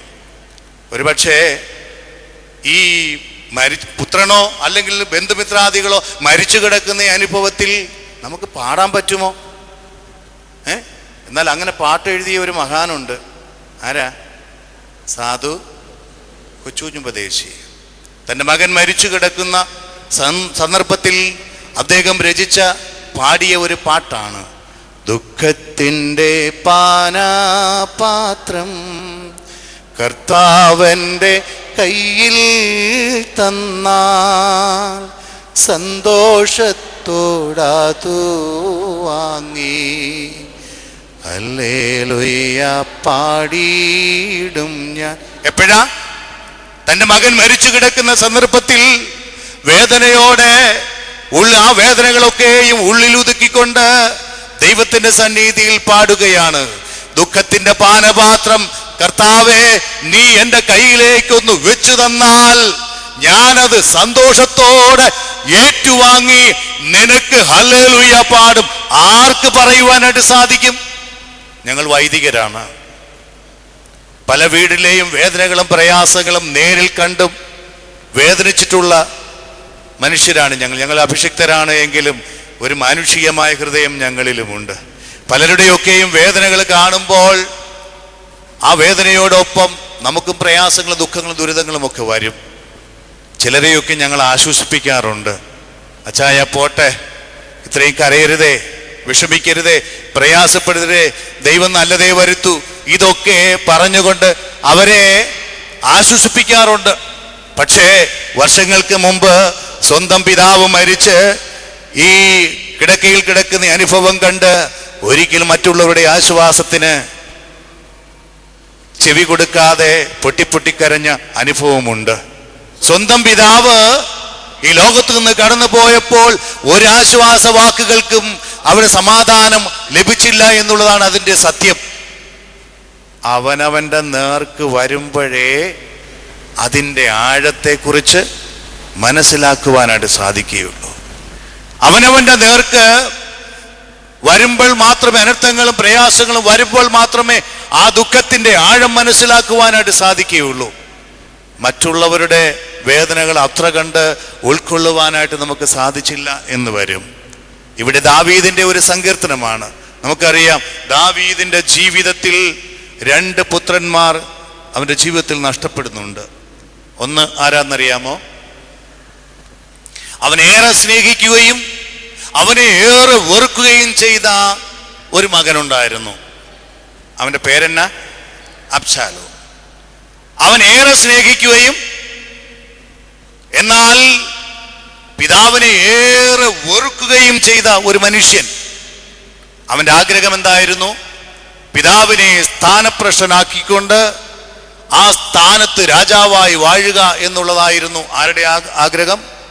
പിതാവിന്റെ കാലം കഴിയുന്നതിന് മുമ്പേ, എനിക്ക് മുമ്പേ അവന്റെ സിംഹാസനത്തിൽ ഇരിക്കണം എന്നുള്ള ആഗ്രഹത്തോടെ അതിനെ സ്തുതി പാടാൻ വേണ്ടി ഒരു കൂട്ടം ജനങ്ങളും അവന്റെ പിന്നിലുണ്ടായിരുന്നു. ഈ വന്ന കാലത്ത് നല്ലതിനും ചീത്തയ്ക്കും എല്ലാം കൂട്ടുകിട്ടും. അതിന് യാതൊരു സംശയവുമില്ല, അല്ലേ? നല്ല കാര്യങ്ങൾക്കും കാണും, ചീത്ത കാര്യങ്ങൾക്കും പ്രോത്സാഹിപ്പിക്കുവാൻ ആളിഷ്ടം പോലെ ഉണ്ടായിരുന്നു. അബ്ശാലോം അവനെ വിശേഷിപ്പിക്കുന്നവൻ കാണാൻ സുന്ദരനായിരുന്നു, ആരോഗ്യ ദൃഢഗാത്രനായ ഒരു മനുഷ്യൻ. അവന്റെ സൗന്ദര്യത്തെ ഏറ്റവും കൂടുതൽ പുകഴ്ത്തിയിരുന്ന, അവന്റെ സൗന്ദര്യം വർദ്ധിപ്പിച്ചിരുന്ന ഒരു കാര്യമുണ്ടായിരുന്നു. അതെന്താണെന്ന് അറിയാമോ? അവന്റെ തലമുടി. സ്ത്രീജനങ്ങളെ പോലും അസൂയാവാക്കമാക്കുന്ന നീണ്ട ഇടതൂർന്ന സമർത്ഥമായ മുടി, സ്ത്രീജനങ്ങളെ പോലും നാണിപ്പിക്കുന്ന രീതിയിൽ, അസൂയപ്പെടുത്തുന്ന രീതിയിൽ നീണ്ട ഇടതൂർന്ന നല്ല കറുത്തിരുണ്ട മുടി. അത് അവനൊരു അഴകായിരുന്നു, അവൻ സുന്ദരനായിരുന്നു. ഈ മുടി അവനിങ്ങനെ അഴിച്ചിട്ട് അവൻ്റെ കോവർക്കഴുതപ്പുറത്ത് ഇങ്ങനെ യാത്ര ചെയ്യുമ്പോൾ അനേകായിരം ആളുകൾ അവനെ ഇങ്ങനെ നോക്കി നിന്നിട്ടുണ്ട്, അവൻ്റെ സൗന്ദര്യത്തെ വാഴ്ത്തിയിട്ടുണ്ട്. ആ മുടിയൊന്ന് എനിക്ക് കൂടി കിട്ടിയിരുന്നുവെങ്കിലെന്ന് ആശിക്കാത്ത സ്ത്രീകൾ ആ രാജ്യത്തില്ലായിരുന്നു. അത്രമാത്രം അവനെ സുന്ദരമാക്കിയത് എന്താണ്? അവൻ്റെ മുടി. ഞാൻ ചോദിക്കട്ടെ, അവൻ്റെ കൊലക്കയറായിട്ട് മാറിയതും എന്താ? ആ മുടി തന്നെയാണ്. അവൻ എന്തിനെ സ്നേഹിച്ചുവോ, ഏതിന് അമിതമായി പ്രാധാന്യം കൊടുത്തുവോ, അവൻ ഏറെ സ്നേഹിച്ചുവോ, മറ്റുള്ളവർ അവനെ സുന്ദരനെന്ന് വിളിക്കുവാൻ കാരണം എന്താണോ ആ കാരണം തന്നെ അവന്റെ കൊലക്കയറായിട്ട് മാറുന്നതായിട്ട് നമുക്ക് കാണുവാനായിട്ട് സാധിക്കും. മുമ്പേ ഓടുകയാണ്, ദാവീദിനെ കൊല്ലുവാൻ, പിതാവിനെ കൊല്ലുവാൻ ഓടുന്ന അവസരത്തിൽ വീണ് നശിച്ചു പോകുന്ന ഒരു ജന്മമായിട്ട് അവൻ മാറുകയാണ്. അവനെ സൗന്ദര്യവാനാക്കിയത് എന്താ? അവൻ്റെ മുടി. നമുക്കറിയാം, വർഷങ്ങൾക്ക് മുമ്പ് ടെന്നീസിലെ അതിസുന്ദരനായ ഒരു ഒരു കളിക്കാരനുണ്ടായിരുന്നു. അവൻ്റെ പേരെന്നാ? Agassi, Andre Agassi. ആദ്യം എൻ്റെ കുഞ്ഞുനാളിലൊക്കെ അവനെ ഞാൻ കാണുന്നത് നല്ല മുടിയുള്ള ഒരു കളിക്കാരനായിട്ടാണ്. ആ മുടി തന്നെ അവനൊരു അഴകായിരുന്നു, ഒരു സൗന്ദര്യമായിരുന്നു. അനേകം സ്ത്രീജനങ്ങൾ ഇവൻ്റെ ഈ ചെറുപ്പക്കാരികൾ ഇവൻ്റെ ഈ മുടിയിൽ ആകർഷണമായിട്ട് അവനെ സ്നേഹിക്കുകയും പ്രേമിക്കുകയും ചെയ്ത ഒരു അനുഭവമുണ്ട്. പക്ഷേ കാലം പലത് കഴിഞ്ഞു. പല മത്സരങ്ങളും അവൻ അത്ഭുതകരമായിട്ട് വിജയിച്ചു. അവന് ലോകത്തിലെ 1-ാം നമ്പറായിട്ട് അവൻ മാറിയ സന്ദർഭത്തിൽ അവൻ്റെ ആരാധകരും വർദ്ധിച്ചു. പിന്നീട് നടന്ന കളികളൊക്കെയും അവന് പരാജയമായിരുന്നു. അവസാനം എന്ത് ചെയ്യുന്നറിയാമോ? അവൻ എന്തിനെ സ്നേഹിച്ചുവോ ആ മുടിയൊക്കെ വടിച്ചിറക്കി അവസാനം അഗാസിയെ കാണുന്നത് എങ്ങനെയായിട്ടാ? മൊട്ടത്തലയനായിട്ടാണ് കാണുന്നത്. താൻ ഏറെ സ്നേഹിച്ചതിനെ അവൻ ഇല്ലാതാക്കുന്ന അനുഭവം. അവൻ മൊട്ടത്തലയനായിട്ട് മാറിയപ്പോൾ പിന്നീടുള്ള കളികളൊക്കെ അവൻ അത്ഭുതകരമായി അവൻ വിജയശ്രീലാളിതനായി കടന്നു വരുന്നതായിട്ടാണ് കാണുന്നത്. ഒരുപക്ഷെ ഓർക്കണം, നമ്മുടെ ജീവിതത്തിൽ നമ്മൾ ഏറെ സ്നേഹിക്കുന്ന പലതുമുണ്ട് എന്ന് ഓർക്കുക. നാം സ്നേഹിക്കുന്ന, നാം കൂടുതൽ പ്രാധാന്യം കൊടുക്കുന്ന പലതുമുണ്ട് നമ്മുടെ ജീവിതത്തിൽ. പക്ഷേ അതൊക്കെയും ഒരു കണക്കിന് നമ്മുടെ നാശത്തിന് കൂടി വഴിതെളിക്കുമെന്ന് ഓർക്കുക. ഇവിടെ അബ്ശാലോം പിതാവിനെ കൊല്ലുവാനായിട്ട് ഇങ്ങനെ പരക്കം പായുന്ന അവസരം, ഒരു കോവർക്കഴുതയുടെ പുറത്ത് ഇങ്ങനെ പോകുന്ന സന്ദർഭത്തിൽ ഒരു കരുവേലകത്തിൽ അവൻ്റെ മുടി ഉടക്കിക്കിടന്നു. അവൻ ഭൂമിക്കും ആകാശത്തിനും മധ്യേ തൂങ്ങിക്കിടക്കുന്ന സന്ദർഭത്തിൽ ദാവീദിന്റെ ഒരു പടയാളി പോയി അവൻ്റെ കഴുത്ത് അറുത്ത് കളഞ്ഞ് അതും പൊക്കിക്കൊണ്ട് വളരെ ആഹ്ലാദത്തോടെ ദാവീദിന്റെ സന്നിധിയിൽ വരുന്ന ഒരു അനുഭവമാണ് കാണുന്നത്. പക്ഷേ ഈ പടയാളി വിചാരിച്ചതുപോലെയല്ല കാര്യം നടന്നത്. എന്തു ചെയ്തു? ഈ മകനെ കൊന്നവനെ ദാവീദ് കൊന്നുകളയുകയാണ് ചെയ്തത്. എന്നിട്ട് പറയുന്നുണ്ട്, അബ്ശാലോമേ, എൻ്റെ പുത്ര, എൻ്റെ മകനെ എന്ന് വിലപിക്കുന്ന ഒരു ദാവീദിനെയാണ് കാണുന്നത്. ഒന്ന് ആലോചിച്ച് നോക്കണം, അവനെ കൊല്ലുവാനായിട്ട് നടന്നത്. കാക്കയ്ക്കും തൻ കുഞ്ഞ് പൊൻകുഞ്ഞാണ്, അല്ലേ? അവൻ എത്ര ദോഷിയായാലും, എത്ര ഹീന പ്രവൃത്തികൾ ചെയ്തിട്ടുള്ളവനായാലും, എത്ര കള്ളനായാലും ദോഷിയായാലും അവനെ സ്നേഹിക്കുവാനും അവനെ ഓമനിക്കുവാനും മാത്രമേ മാതാപിതാക്കൾക്ക് സാധിക്കുകയുള്ളൂ. അബ്ശാലോമിന്റെ ആ മരണത്തിൽ വിലപിക്കുന്ന ഒരു ദാവീദിനെ നമുക്ക് അവിടെ കാണുവാനായിട്ട് സാധിക്കും. ഞാൻ ആ വിഷയം അധികം കൊണ്ടുപോകുന്നില്ല. എന്നാൽ മറ്റൊരു മകൻ കൂടി ദാവീദിന്റെ ജീവിതത്തിൽ മരിക്കുന്നുണ്ട്. അതാരാന്നറിയാമോ? ആരാണ്? മറ്റൊരു മകൻ കൂടി മരിക്കുന്നുണ്ട്. അതറിയില്ല? എന്നാൽ മറ്റൊരു മകൻ കൂടി മരിക്കുന്നുണ്ട്. 2 ശമൂവേൽ 12-ാം അധ്യായത്തിൽ അതിൻ്റെ കാര്യങ്ങളെക്കുറിച്ച് പറയുന്നുണ്ട്. നമുക്കറിയാം, ദാവീദിന്റെ ജീവിതത്തിൽ അവൻ ചെയ്ത ഏറ്റവും വലിയ ഒരു ഹീനപ്രവൃത്തി എന്താണെന്നറിയാമോ? എന്താണ്? ഊരിയാവിനെ പടക്കളത്തിൽ വെച്ച് കൊല്ലിച്ചതായ ഒരു സംഭവമുണ്ട്. അതിന് മുഖാന്തരമായി തീർന്നത് എന്താണ്? ഒരു സ്ത്രീ മുഖാന്തരമാണ്. ആരാണ് ആ സ്ത്രീ? ബത്ശേബ, അല്ലേ? ഊരിയാവിന്റെ ഭാര്യ ബത്ശേബയിൽ ഒരു സന്ധ്യാസമയത്ത് അവൻ മട്ടുപ്പാവിൽ ഉലാത്തിക്കൊണ്ടിരിക്കുമ്പോൾ അതിസുന്ദരിയായ ഒരു സ്ത്രീ കുളക്കടവിൽ കുളിക്കുന്നതായിട്ട് കാണുന്ന അനുഭവം. അവൻ അതിൽ ആകൃഷ്ടനായി. അത് ഊരിയാവിന്റെ ഭാര്യയാണെന്ന് മനസ്സിലായി. വേദശാസ്ത്രജ്ഞന്മാർ മറ്റൊരു കഥ ഇതിന്റെ പിന്നിൽ പറയുന്നുണ്ട്. അത് പറയുന്ന ഇപ്രകാരം, കുഞ്ഞുനാൾ മുതൽ ദാവീദിന് അറിയാവുന്ന ഒരു പെൺകുട്ടിയായിരുന്നു ആര്? ബത്ശേബ. എന്ന് മാത്രമല്ല, മാനസികമായിട്ട് അവരല്പം അടുപ്പമുള്ളവരുമായിരുന്നു എന്നാണ്. എന്ന് പറഞ്ഞാൽ കുഞ്ഞുനാൾ മുതൽ കളിച്ചു വളർന്ന, താൻ സ്നേഹിച്ച ഒരു പെൺകുട്ടിയായിരുന്നു ഈ ബത്ശേബ എന്നാണ്. പരസ്പരം ഇഷ്ടമുള്ളവരായിരുന്നു എന്നാണ്. പക്ഷേ ദാവീദിനെ ഗ്രാമത്തിൽ നിന്നൊക്കെ കൊണ്ടുവന്ന് ഇവിടെ രാജാവാക്കി വാഴിച്ച സന്ദർഭത്തിൽ ഈ സ്നേഹബന്ധത്തിന് അല്പം വിടവുണ്ടായി. പിന്നെ ഇവളെ കാണുന്നത് ഈ ഒരു കാഴ്ചയിലൂടെയാണ്. ആ ഒരു പഴയ സ്നേഹം അവന്റെ മനസ്സിൽ ഉടലെടുത്തു എന്നാണ് പറയുന്നത്. എന്ത് തന്നെ ആയിക്കൊള്ളട്ടെ, അത് ആ ഐതിഹ്യം അങ്ങനെ തന്നെ ഇരുന്നു കൊള്ളട്ടെ, അതിനെ നമ്മൾ വിശ്വസിക്കുകയോ ചെയ്യേണ്ട കാര്യമില്ല. ഞാൻ പറഞ്ഞു വന്നത്, ഇവിടെ ഈ ബത്ശേബയിൽ ആകൃഷ്ടനായിട്ട് അത് ഊരിയാവിന്റെ ഭാര്യയാണെന്ന് അറിഞ്ഞ് അവളിൽ മോഹിതനായ ഈ ദാവീദ് അവളെ സ്വീകരിക്കുന്നതായിട്ട് കാണുന്നുണ്ട്, അവരുടെ ജീവിതത്തിലേക്ക് കടന്നു ചെല്ലുന്നതായിട്ട് കാണുന്നുണ്ട്. എന്നാൽ അത് കഴിഞ്ഞതിന് ശേഷം ഈ ഊരിയാവിൻ്റെ ജീവിതത്തിൽ ഊരിയാവ് ഏറെ സ്നേഹിച്ചിരുന്ന ഒരു വ്യക്തിയായിരുന്നു ആര്? ദാവീദ്. ദാവീദ് ഏറെ സ്നേഹിക്കുകയും അതുപോലെ ഊരിയാവിന് അതിനേക്കാൾ ഏറെ ദാവീദിനെയും ഇഷ്ടമായിരുന്നു. അവൻ നല്ല ഒരു യോദ്ധാവായിരുന്നു, യുദ്ധ നൈപുണ്യമുള്ള നല്ലൊരു യോദ്ധാവ്, രാജ്യത്തോട് സ്നേഹമുള്ളവൻ, രാജാവിനോട് സ്നേഹമുള്ളവൻ. യുദ്ധം നടക്കുന്ന സന്ദർഭത്തിൽ ഈ ഊരിയാവിനെ ബത്ശേബയുടെ അടുക്കിലേക്ക് അയക്കുവാൻ പല തന്ത്രങ്ങളും അവൻ പ്രയോഗിച്ചു.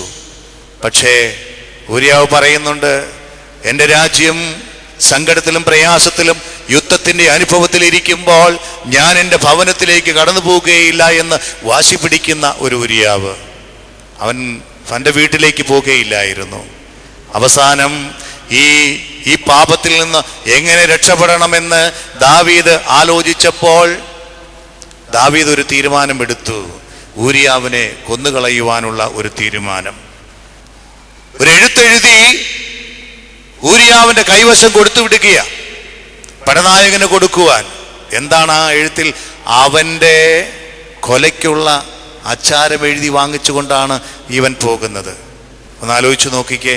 അവന്റെ ജീവൻ എടുക്കുവാൻ അവന്റെ കയ്യിൽ തന്നെ എഴുത്തും കൊടുത്ത് പടനായകന്റെ അടുക്കലേക്ക് അയക്കുകയാണ്. പടനായകൻ അത് വായിച്ചു. അതിനകത്ത് എഴുതിയിരിക്കുന്ന ഇപ്രകാരമാണ്: ഊരിയാവ് പടക്കളത്തിൽ രാജ്യത്തിന് വേണ്ടി, രാജാവിന് വേണ്ടി അതിധീരമായിട്ട് യുദ്ധം ചെയ്ത് മുന്നേറുമ്പോൾ നിങ്ങൾ എന്ത് ചെയ്യണം? ഒരു ചതി പ്രയോഗിക്കണം.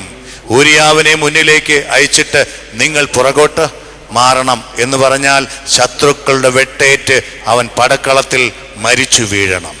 അതാണ് അവൻ ആഗ്രഹിച്ചത്. ശത്രുക്കളുടെ വെട്ടേറ്റ് അവൻ പടക്കളത്തിൽ മരിച്ചു വീഴണം. ഊരിയാവ് മരിക്കണം. ദാവീദ് തീരുമാനിക്കുകയാണ്. ആർക്കു വേണ്ടി? ബത്ശേബയ്ക്ക് വേണ്ടി, ഒരു സ്ത്രീക്ക് വേണ്ടി. അനേകായിരം സുന്ദരികളായ സ്ത്രീജനങ്ങൾ ഈ രാജ്യത്തുള്ളപ്പോഴാണ് ഒരുവൻ ഓമനിച്ചു വളർത്തിയ ഈ പെൺകുട്ടിയെ സ്വീകരിക്കുന്നതിന് വേണ്ടി ഇവനെ നശിപ്പിച്ചു കളയുവാനായിട്ട് ആഗ്രഹിച്ചത്. അത് പടക്കളത്തിൽ സംഭവിച്ചു. എന്നിട്ട് ദാവീദിന് വല്ല ദുഃഖവും പ്രയാസവും ഉണ്ടായിരുന്നോ? ഈ ഒരു ചെയ്തിയിൽ അവനൊരു അനുതാപമോ ഒരു പ്രയാസമോ ഒരു ദുഃഖമോ ഉണ്ടായിരുന്നില്ല എന്നുള്ളതാണ് സത്യം. ഒരു കൊടും ചതിയാണ് അവൾ ചെയ്തത്. എന്നിട്ട് ഒരുപക്ഷെ ദാവീദ് ഈ ഊരിയാവിന്റെ മൃതശരീരം അവന്റെ ഭവനത്തിൽ കൊണ്ടുവന്നപ്പോൾ ഏറ്റവും കൂടുതൽ വാവിട്ട് കരഞ്ഞതും ആരായിരിക്കും? ദാവീദായിരിക്കും. അത് കണ്ടിട്ട് ജനം എന്ത് പറഞ്ഞു കാണും? അയ്യോ, ഞങ്ങളുടെ രാജാവിന് ഇവൻ എത്ര പ്രിയപ്പെട്ടവനായിരുന്നു, ഇവൻ എത്ര പ്രിയപ്പെട്ടവനായിരുന്നു, പ്രിയമുള്ളവനായിരുന്നു. ദാവീദിന്റെ ദുഃഖം കണ്ടില്ലേ, രാജാവിന്റെ ദുഃഖം കണ്ടില്ലേ? പക്ഷേ ഈ ശവത്തിന്റെ മേളിൽ അവൻ കുനിഞ്ഞിരുന്ന് ഈ കണ്ണുനീരൊഴുക്കുമെങ്കിൽ തിരിഞ്ഞു വന്നിരുന്നുണ്ട് അവൻ എന്ത് പൊട്ടി ചിരിക്കുകയായിരിക്കും അല്ലേ? ചില സീനുകളിലൊക്കെ നമ്മൾ കണ്ടിട്ടില്ലേ എന്ന്. അയ്യോ, അമ്മായിമ്മ മരിച്ചങ്ങോട്ട് കിടക്കുമ്പോൾ മരുമോള് കമന്നങ്ങോട്ട് വീഴും. ഒരിക്കലും ഒരിടത്ത് ഒരു സംഭവം നടന്നു. ഒരു അമ്മായിമ്മ മരിച്ചു. മരുമോളാണെങ്കിൽ വാവിട്ട് അലമുറയിട്ട് കരയുക. മൃതശരീരത്തിൽ വന്ന് കമിഴ്ന്നങ്ങ് വീണു. കണ്ടിട്ട് നിൽക്കുന്നവരെല്ലാം ചിന്തിച്ചു, അയ്യോ, ഈ മരുമോക്ക് ഈ അമ്മായിമ്മയോട് എത്ര വലിയ സ്നേഹം. ബോഡിയൊക്കെ വീട്ടിൽ നമ്മൾ എടുത്തപ്പോൾ ബോധം കെട്ട് പുറത്തോട്ട് അങ്ങ് മലന്ന് വീണു. പിന്നെ എല്ലാവരും കൂടെ ഒക്കെ വെള്ളമൊക്കെ തളിപ്പിച്ച് വെള്ളമൊക്കെ തളിപ്പിച്ച് പള്ളിയിൽ കൊണ്ടിരുത്തി. എനിക്ക് എൻ്റെ അമ്മായിമ്മയെ കാണേ, എൻ്റെ അമ്മച്ചിയെ കാണണേ. അമ്മായിമ്മയല്ലല്ലോ, അമ്മച്ചിയെ കാണണേ എന്ന് പറഞ്ഞ് ഭയങ്കര ബഹളം. എല്ലാവരും കൂടെ പൊക്കിയെടുത്ത് പള്ളിയിൽ കൊണ്ടുവന്നു. പള്ളിയിലെ ശുശ്രൂഷയൊക്കെ കഴിഞ്ഞു. അവിടെ ഇരുന്ന് നല്ല കരച്ചിലായിരുന്നു. കണ്ടു നിന്നവരുടെ എല്ലാം മനസ്സലിയിച്ചു കളഞ്ഞു.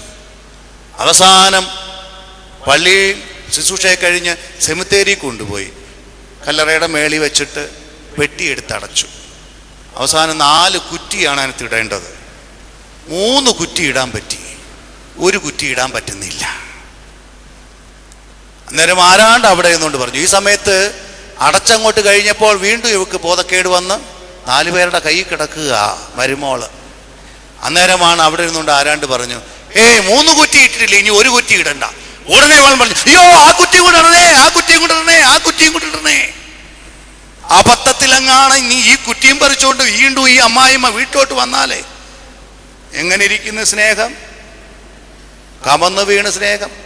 ഇത് ഈ മരുമോടെ കാര്യം. ഇരിക്കുന്ന മരുമോളുമാരും അമ്മായിമ്മമാരും എങ്ങനെയാണെന്ന് വീട്ടിലോട്ടൊന്ന് ചെന്നാൽ മതി. ആയിക്കോട്ടെ, അവരവരെ ചിന്തിച്ചാൽ മതി. എത്ര സ്നേഹമുണ്ട്, എത്ര സ്നേഹം നിങ്ങൾ സൂക്ഷിച്ചു വച്ചിട്ടുണ്ട് എന്നൊക്കെ. കരയണ്ടെന്ന് ഞാൻ പറയത്തില്ല, കരയണം. പക്ഷെ ആ കരച്ചിലിന് അല്പം ആത്മാർത്ഥത കൂടി വേണം. കഴിഞ്ഞിടയ്ക്ക് എൻ്റെ ഭാഗത്ത് ഒരു അപ്പച്ചൻ മരിച്ചു. ഈ കഴിഞ്ഞ ക്രിസ്മസ് കരോളിന് ഞാൻ ആ വീട്ടിൽ ചെന്നതാണ്. വീട്ടിൽ ചെന്ന് ആ അപ്പച്ചൻ്റെ കിടപ്പ് കണ്ടിട്ട്, അമ്മച്ചി ഒരു കട്ടിലെ, അപ്പച്ചൻ വേറൊരു കട്ടിലെ, രണ്ടുപേരും രോഗിയായിട്ട് പ്രയാസപ്പെട്ട് കിടക്കുക. മക്കളെല്ലാം ഇവിടെയല്ല, അങ്ങ് അമേരിക്കയില്ല. ഈ അപ്പച്ചൻ ഈ കഴിഞ്ഞിടയ്ക്ക് മരിച്ചു. ഒരാഴ്ച മോർച്ചറിയിൽ വച്ചു. മക്കളെല്ലാവരും വന്നു.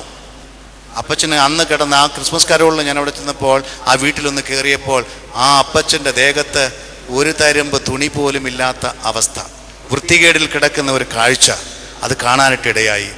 ഈ അവസാനം മരിച്ചു കഴിഞ്ഞപ്പോൾ പിറ്റേന്നത്തെ പത്രത്തിൽ വന്ന ഫോട്ടോ കണ്ടപ്പോൾ ഞാൻ അന്തിച്ചുപോയി.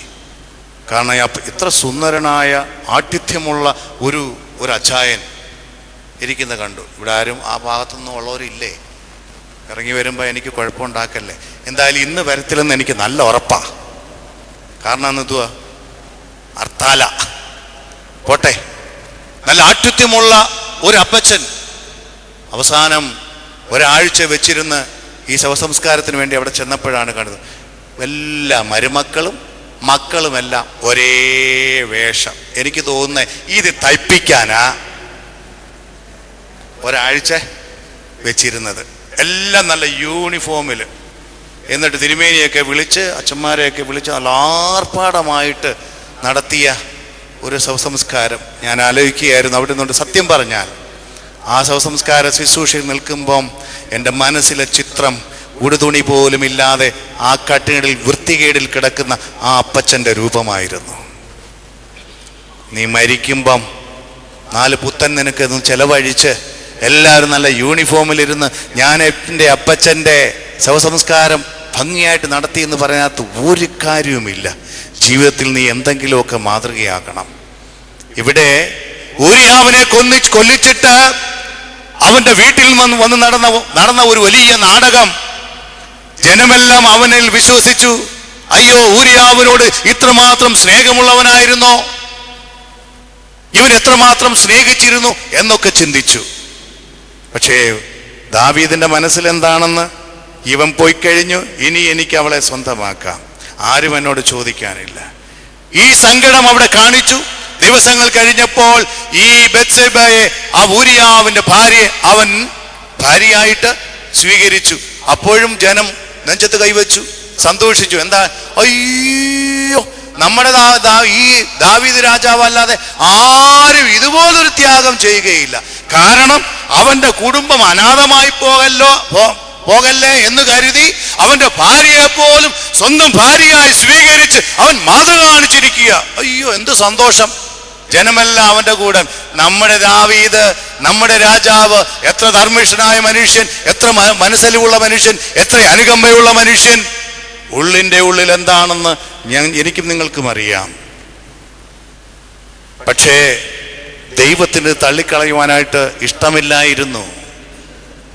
2 ശമൂവേൽ 12-ാം അധ്യായം 1 മുതലുള്ള വാക്യങ്ങൾ വായിക്കുമ്പോൾ ദൈവം ഒരു പ്രവാചകനെ ദാവീദിന്റെ കൊട്ടാരത്തിലേക്ക് അയക്കുന്നതായിട്ട് കാണുന്നുണ്ട്.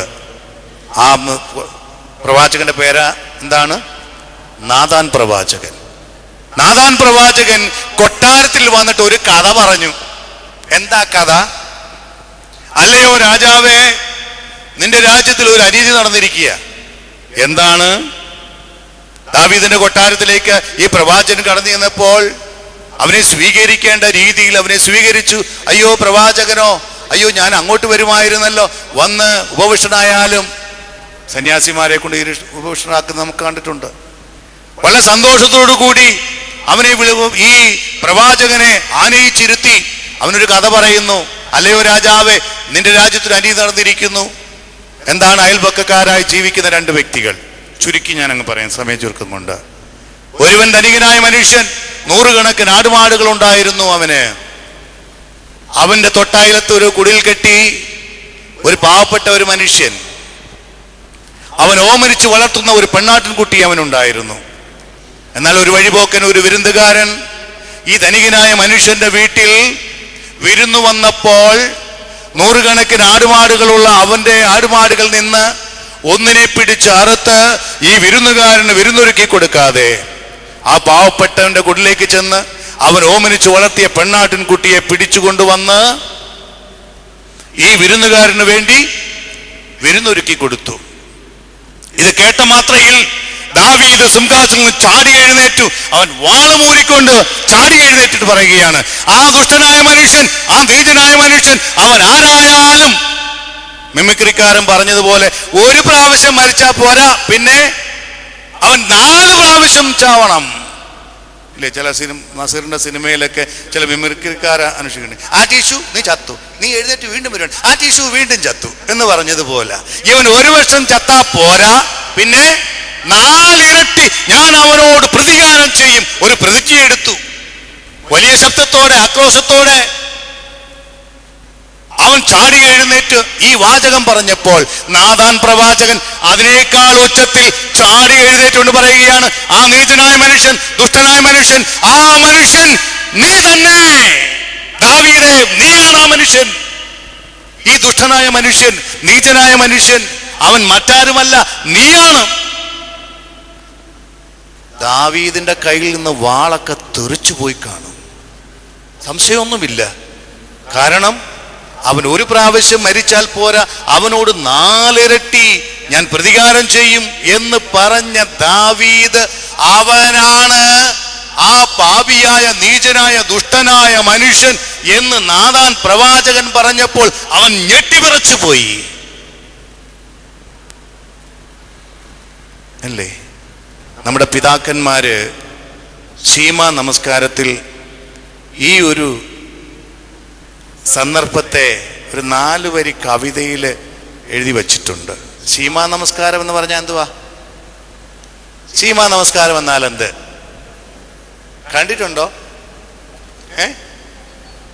എന്തുവാ ശീമാ നമസ്കാരം എന്ന് പറഞ്ഞാൽ എന്താ? ഉറക്കെ പറ. അല്ലെ, കുട്ടികളോട് ചോദിക്കുന്ന പോലാണല്ലോ അച്ഛാ ഞങ്ങളോട് ചോദിക്കുന്നത്. ശീമാ നമസ്കാരം എന്നാൽ എന്തേ? ശീമയിൽ നിന്ന് നമസ്കാരത്തിനെ ശീമാ നമസ്കാരം എന്ന് പറയുന്നു. അതാണോ? ശീമയിൽ നിന്ന് വന്ന നമസ്കാരത്തിനെ ശീമാ നമസ്കാരം എന്ന് പറയുന്നു. അതാണോ? അല്ല, പിന്നെന്താ? ശീമാ നമസ്കാരം കണ്ടിട്ടുണ്ടോ? കേട്ടിട്ടുണ്ടോ? കുർബാനക്രമം പുസ്തകം കണ്ടിട്ടുണ്ടോ? ഉണ്ട്, നമ്മൾ ചുവന്നുകൊണ്ട് നടക്കാറുണ്ട്. അതിൻ്റെ കറക്റ്റായിട്ടുള്ള ഹെഡിങ് ഒന്ന് വായിക്കാമോ? ഒന്ന് കാണാതെ പറയാമോ? എന്തുവാ എന്ന് പറയാമോ? ഇതിൻ്റെ ഹെഡിങ് ഇത് നമ്മൾ കൊണ്ട് നടക്കുന്നതാണ്, എപ്പോഴും നമ്മുടെ കയ്യിലുണ്ട്. ഒരു പുസ്തകം കിട്ടിയാൽ ആദ്യം നോക്കുന്നത് ഹെഡിങ് ആണ്. ഇത് തെറ്റാതൊന്ന് പറയാമോ? എൻ്റെ വിശുദ്ധ കുർബാന, ഞാൻ അതല്ല ചോദിച്ചത്. ഇതിൻ്റെ ഹെഡിങ്ങും ഫ്രണ്ടിൽ എഴുതിയിരിക്കുന്നത് എന്തൊക്കെയാണെന്ന് പറയാം. ഇത് വായിച്ചു നോക്കിയിട്ടുണ്ടോ? പോട്ടെ, ഇത് എത്ര ദിവസത്തേക്കുള്ള കാര്യങ്ങളാണ് അതിൽ ക്രമീകരിച്ചിരിക്കുന്നത് അത് പറയാമോ? ഒരാഴ്ചയിൽ 7 ദിവസമുണ്ട്. എല്ലാ ദിവസത്തെയും കാര്യങ്ങൾ ക്രമീകരിച്ചിരിക്കുന്നു ആണോ? അല്ല, പിന്നെ കുർബാനക്രമം, ബാക്കി ആരാധന, യാമപ്രാർത്ഥനകൾ, ഉറക്കെ പറ. വെള്ളിയാഴ്ച ദിവസത്തെ, ശനിയാഴ്ച ദിവസത്തെ, ഞായറാഴ്ച ദിവസത്തെ ആണോ? തിങ്കൾ, ചൊവ്വ, ബുധൻ, വ്യാഴം, വെള്ളി, ശനി, ഞായർ, എല്ലാ ദിവസത്തെയും ആരാധനക്രമം. പോട്ടെ, ഞാനിത് സമയം പോകും. ഈ കുർബാനക്രമത്തിൽ ഇത് വിശുദ്ധ ഇതിനകത്ത് പറഞ്ഞിരിക്കുന്നത് സ്ലീബ ആൻഡ് കെംദ നമസ്കാരം, വിശുദ്ധ കുർബാനക്രമം. ഇത് ഞായറാഴ്ചത്തെ മാത്രമാണ്. ഞായറാഴ്ചത്തെ യാമപ്രാർത്ഥന, 7 യാമമുണ്ട്. യാമപ്രാർത്ഥനകളും വിശുദ്ധ കുർബാനയ്ക്ക് വേണ്ടിയുള്ള കാര്യങ്ങൾ മാത്രമാണ് ഇതിൽ ക്രമീകരിച്ചിരിക്കുന്നത്. അങ്ങനെയാണെങ്കിൽ ബാക്കി 6 ദിവസവും ഇല്ലേ? ആ 6 ദിവസത്തെ ആരാധന എന്ത് ചെയ്യേ? പിതാക്കന്മാർ അതും ക്രമീകരിച്ചിട്ടുണ്ട്. അതിന് പറയുന്ന പേരാണ് മുമ്പേ ഞാൻ പറഞ്ഞ് എന്താണ്? ശീമാ നമസ്കാരം എന്ന് പറഞ്ഞാൽ അതിൻ്റെ അർത്ഥം സാധാരണ നമസ്കാരം എന്ന് മാത്രമേ ഉള്ളൂ. സാധാരണ നമസ്കാരം. തിങ്കളാഴ്ച മുതൽ ശനിയാഴ്ച വരെയുള്ള ഓരോ യാമങ്ങളിലും പ്രാർത്ഥിക്കേണ്ട കാര്യങ്ങൾ പിതാക്കന്മാർ എഴുതി സൂക്ഷിച്ചിരിക്കുന്ന ആ പുസ്തകത്തിന് ശീമാ നമസ്കാരം, ആ നമസ്കാര ക്രമത്തിന് ശീമാ നമസ്കാരം എന്നാണ് പറയുന്നത്. മനസ്സിലായോ? ഈ ഒരു ശീമാ നമസ്കാരത്തിൽ വ്യാഴാഴ്ചയുടെ രാത്രി പ്രാർത്ഥനയിൽ ഈ സംഭവത്തെക്കുറിച്ച് വിവരിക്കുന്നുണ്ട്. 4 വരി കവിത അവിടെ പറയുന്നുണ്ട്. എന്താണ് പറഞ്ഞത്? ആ പാപിയായ മനുഷ്യൻ നശിക്കണം എന്ന് പറഞ്ഞ ദാവീദ്, ഇതിനെക്കുറിച്ചൊരു 4 വരി കവിത. ആ കവിത ഇപ്രകാരമാണ്: പാപി നശിക്കണമെന്നോദിയ ദാവീദ് പാപം ചെയ്തപ്പോൾ എൻ കർത്താവാമുടയോനെ കനിയണമെന്നോടെന്നോതി പിഴപ്പോൾ പകരം വീട്ടരുതേ സർവാധിപതേ തേ സ്തോത്രം. രസമുണ്ട് അല്ലേ? പാപി നശിക്കണമെന്നോദിയ ദാവീദ് പാപം ചെയ്തപ്പോൾ എൻ കർത്താവാമുടയോനെ കനിയണമെന്നോടെന്നോതി പിഴപ്പോൾ പകരം വീട്ടരുതേ സർവാധിപതേ തേ സ്തോത്രം. അർത്ഥം എന്താണ്? പാപിയായ മനുഷ്യൻ നശിക്കണമെന്ന് പറഞ്ഞ ദാവീദൻ അവനാണ് പാപം ചെയ്തതെന്ന് മനസ്സിലായപ്പോൾ അവൻ പ്രാർത്ഥിക്കുകയാണ്: എൻ കർത്താവാമുടയോനെ കനിയണമെന്നോടെന്നോതി പിഴപോൽ പകരം വീട്ടരുതേ സർവാധിപതേ തേ സ്തോത്രം. അർത്ഥം അതിനകത്ത് തന്നെയുണ്ട്.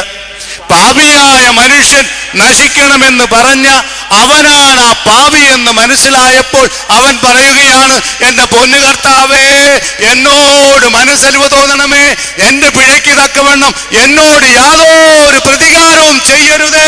കൈകൂപ്പിക്കൊണ്ട് പറയുക. അയലത്തെ വീട്ടിലെ തോമാച്ചന്റെ വീട്ടിൽ പോലീസ് വന്ന് തോമാച്ചനെ മുറിയിൽ നിന്ന് കുത്തിരി പിടിച്ച് മുറ്റത്തോട്ടിറക്കി കുനിച്ചു നിർത്തി 4 ഇടി കൊടുക്കുമ്പം അല്പം വിരോധമുള്ള ചാക്കോച്ചൻ അവിടെ നിന്നുകൊണ്ട് പറയും: കൊടുക്ക് സാറേ, അങ്ങോട്ട് കൊടുക്ക്, എന്റെയും കൂടെ പേര് 2 കൊടുത്തു തരാം. അല്പം വിരോധം കൂടെ ഉണ്ടെങ്കിൽ പറയും അല്ലേ? പിറ്റേന്ന് ചാക്കോച്ചന്റെ വീട്ടിൽ പോലീസ് വരും: എന്റെ പൊന്നേമാനെ പറയത്തില്ലയോ? പറഞ്ഞു പോവും, പറയത്തില്ലയോ? അവനോന്റെ നേർക്ക് വരുമ്പോഴേ അയലത്തെ വീട്ടിൽ തങ്കമ്മയുടെ കൈ മുറിയുമ്പോൾ ചിന്നമ്മയ്ക്ക് ഉപ്പ് നല്ല ഉറയുള്ളത് അങ്ങോട്ട് ഒഴിച്ചു കൊടുക്കും. ഇതങ്ങോട്ട് കേൾക്കുമ്പോൾ തങ്കമ്മ അങ്ങോട്ട് ഇത് അനുഭവിക്കുമ്പോൾ അന്നേരം വിട്ടു പറയത്തില്ലയോ? പറയും. പക്ഷെ പിറ്റേന്ന് നിന്റെ കൈ മുറിയുമ്പം ചിന്നമ്മയെ ഇതുപോലെ തന്നെ ചെയ്യും. അന്നേരമാണ് ഈ മുറിവിന്റെ വേദനയൊന്ന് അറിയുന്നത്. ഇവിടെ ദാവീദ് പറഞ്ഞു, ഘോരം ഘോരം പറഞ്ഞു, ആ പാപിയായ മനുഷ്യൻ, അവൻ പാപി, നീചൻ, ദുഷ്ടൻ, അവൻ നശിക്കണം, അവൻ ജീവിച്ചിരിക്കാൻ പാടില്ല എന്ന് പറഞ്ഞു. എടാ നീയാടാ ചെയ്തേ, അയ്യോ എന്നോടൊന്നും ചെയ്യരുതേ. നമ്മൾ പറയുന്ന കാര്യം തന്നെ ആ ദാവീദും പറഞ്ഞത്. ആ ഒരു അനുതാപത്തിലും ആ ഇരുട്ടിലും വെണ്ണീരിലും ഇരുന്നു കൊണ്ട് അവൻ അനുതപിച്ച് പ്രാർത്ഥിച്ചു. അതിന് നാഥാൻ പ്രവാചകൻ അവസാനം പറയുന്നുണ്ട്: ആയതിനാൽ നീ ഈ കൊടും പാതകം നീ നിന്റെ ജീവിതത്തിൽ ചെയ്തതിനാൽ നിന്റെ മകൻ മരിക്കും. ആര്? ബത്ശേബയിൽ ഉണ്ടായ നിന്റെ മകൻ മരിക്കും. അതാണ് അവന് കൊടുക്കുന്ന ശിക്ഷ.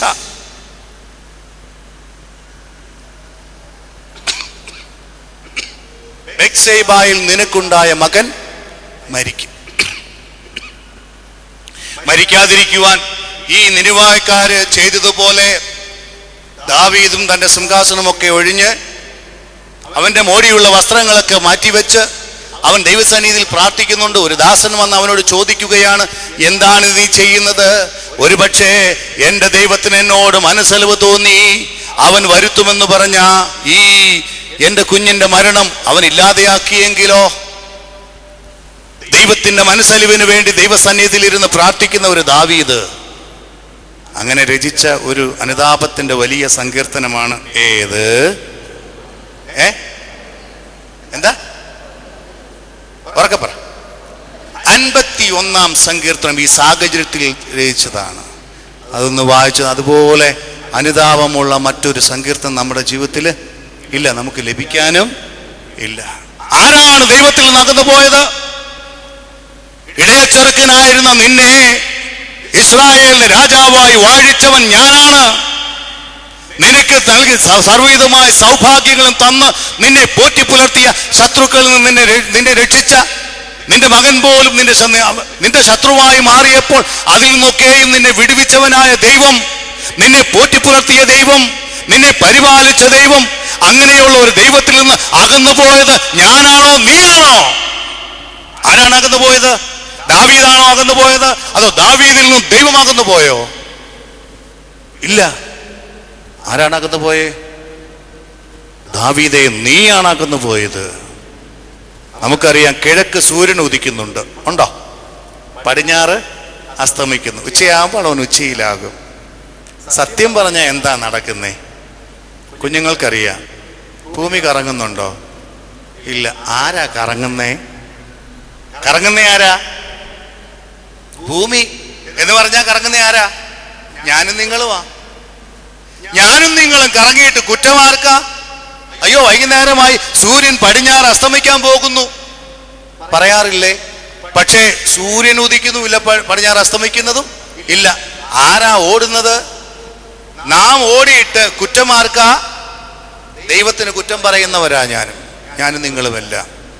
ഞാനിപ്പോൾ കൊട്ടാരക്കരയിൽ നിന്ന് വരിക്കുക. ഇവിടെ വന്ന് പരുമലയിൽ ഈ പുണ്യഭൂമിയിൽ വന്നു നിന്നുകൊണ്ട് ഞാൻ ചോദിക്കുക, കൊട്ടാരക്കര നീ എന്താ അവിടെ പോയി നിൽക്കുന്നതെന്ന് ചോദിച്ചു കഴിഞ്ഞാൽ സത്യം പറഞ്ഞാൽ ഓടിയത് ഞാനാണ്. ബന്ധായാലും എന്തായാലും അവിടെ നിന്ന് ഓടി വന്നത് ഞാനാണ്. ഞാനും നിങ്ങളും ദൈവത്തിൽ നിന്ന് അകന്നു പോയിട്ട് ദൈവത്തോട് പരാതി പറയുകയാണ്, ദൈവമേ നീ ദൂരെ നിൽക്കുന്നതെന്ത്? ഇവിടെ ദാവീദ് പറയുകയാണ്, യഹോവേ നീ ദൂരെ നിൽക്കുന്നതെന്ത്? അല്ലയോ ദാവീദേ, യഹോവ ദൂരെ നിൽക്കുന്നവനല്ല, അവൻ സമീപസ്ഥനാണ്, അവൻ ഏറ്റവും അടുത്ത തുണയാണ്, നിന്റെ അരികിൽ തന്നെയുണ്ട്. ഇത് മനസ്സിലാക്കണം. ഞാൻ രണ്ടാമത്തെ ചിന്തയിലേക്ക് പ്രവേശിക്കുകയാണ്. ദാവീദ് പറയുന്ന രണ്ടാമത്തെ കാര്യം ഇതാണ്: കഷ്ടകാലത്ത് നീ അകന്നു പോയതുമെന്ത്? കഷ്ടകാലത്ത് നീ അകന്നു പോയതുമെന്ത്? നമുക്കറിയാം, കഷ്ടങ്ങളിൽ അവൻ ഏറ്റവും അടുത്ത തുണയാണ്. പക്ഷെ ഈ കഷ്ടകാലത്ത് ദൈവം അകന്നു പോകുന്നു, നല്ല കാലത്ത് ദൈവം അടുത്ത് നിൽക്കുന്നു എന്നുള്ളൊരു തോന്നലുണ്ടോ? ഉണ്ടോ? ഇല്ല. എപ്പോഴും ദൈവം നമ്മുടെ അടുത്ത് തന്നെ ഉണ്ട് എന്നുള്ളത് ഞാൻ സംശയമില്ല. പക്ഷേ നമുക്ക് തോന്നുന്നത് കഷ്ടകാലത്ത് അകന്നു പോകുന്നത് എന്താ എന്നാണ്. ഞാൻ ചോദിക്കട്ടെ, നമുക്ക് ദൈവത്തെ ആവശ്യം എപ്പോഴാ? സന്തോഷമുള്ളപ്പോഴാണോ ദൈവത്തെ ആവശ്യം? അതോ സങ്കടമുള്ളപ്പോഴാണോ ആവശ്യം? ചുമ്മാതെ ഒരു ഭംഗിവാക്കിന് വേണ്ടി പള്ളിയിലിരുന്ന് കള്ളം പറയരുത്. സങ്കടം ഉള്ളപ്പോഴാ. സന്തോഷമുള്ളപ്പം വേണം. ഞാൻ ചോദിക്കട്ടെ, വൈകിട്ട് ഇവിടെ വീട്ടിൽ ആരാധന നടത്തും. ആരാധനയ്ക്ക് ശക്തി കൂടുന്നത് എപ്പോഴാ? വൈകിട്ട് സന്ധ്യാപ്രാർത്ഥന എന്നും പാടി, ഒരു പാട്ടൊക്കെ പാടി വേദപുസ്തകമൊക്കെ വായിച്ച് പ്രാർത്ഥിക്കുന്ന അനുഭവമുണ്ട്. പക്ഷേ സന്തോഷമുള്ള വേളയാണെങ്കിൽ ഞാൻ പറയാം എങ്ങനെയാണെന്ന്. അമ്മ അടുക്കളയിൽ മീൻ വറുത്തോണ്ടിരിക്കും. കുഞ്ഞുങ്ങളോട് പറയും, പാട്ട് പാടറ, വേദപുസ്തകം വായിക്കട, പ്രാർത്ഥിക്കട.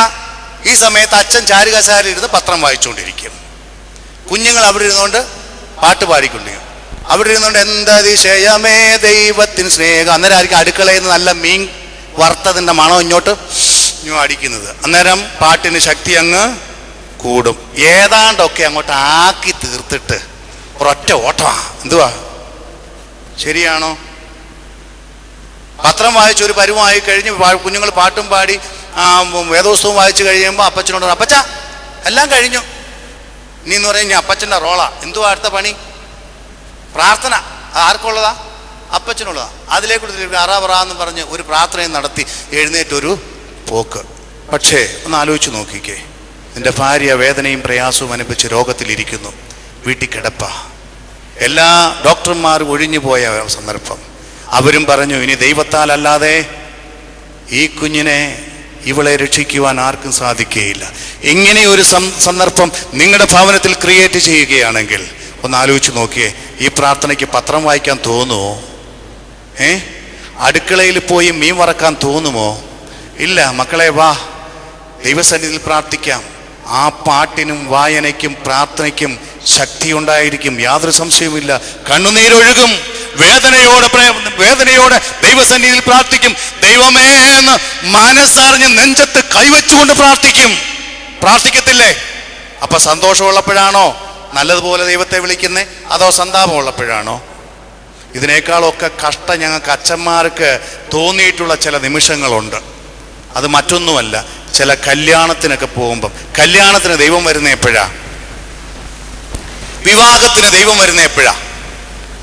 ആലോചിക്കാൻ പോകുമ്പോൾ ദൈവത്തെ കൂട്ടുകൂടുവോ? ഇല്ല.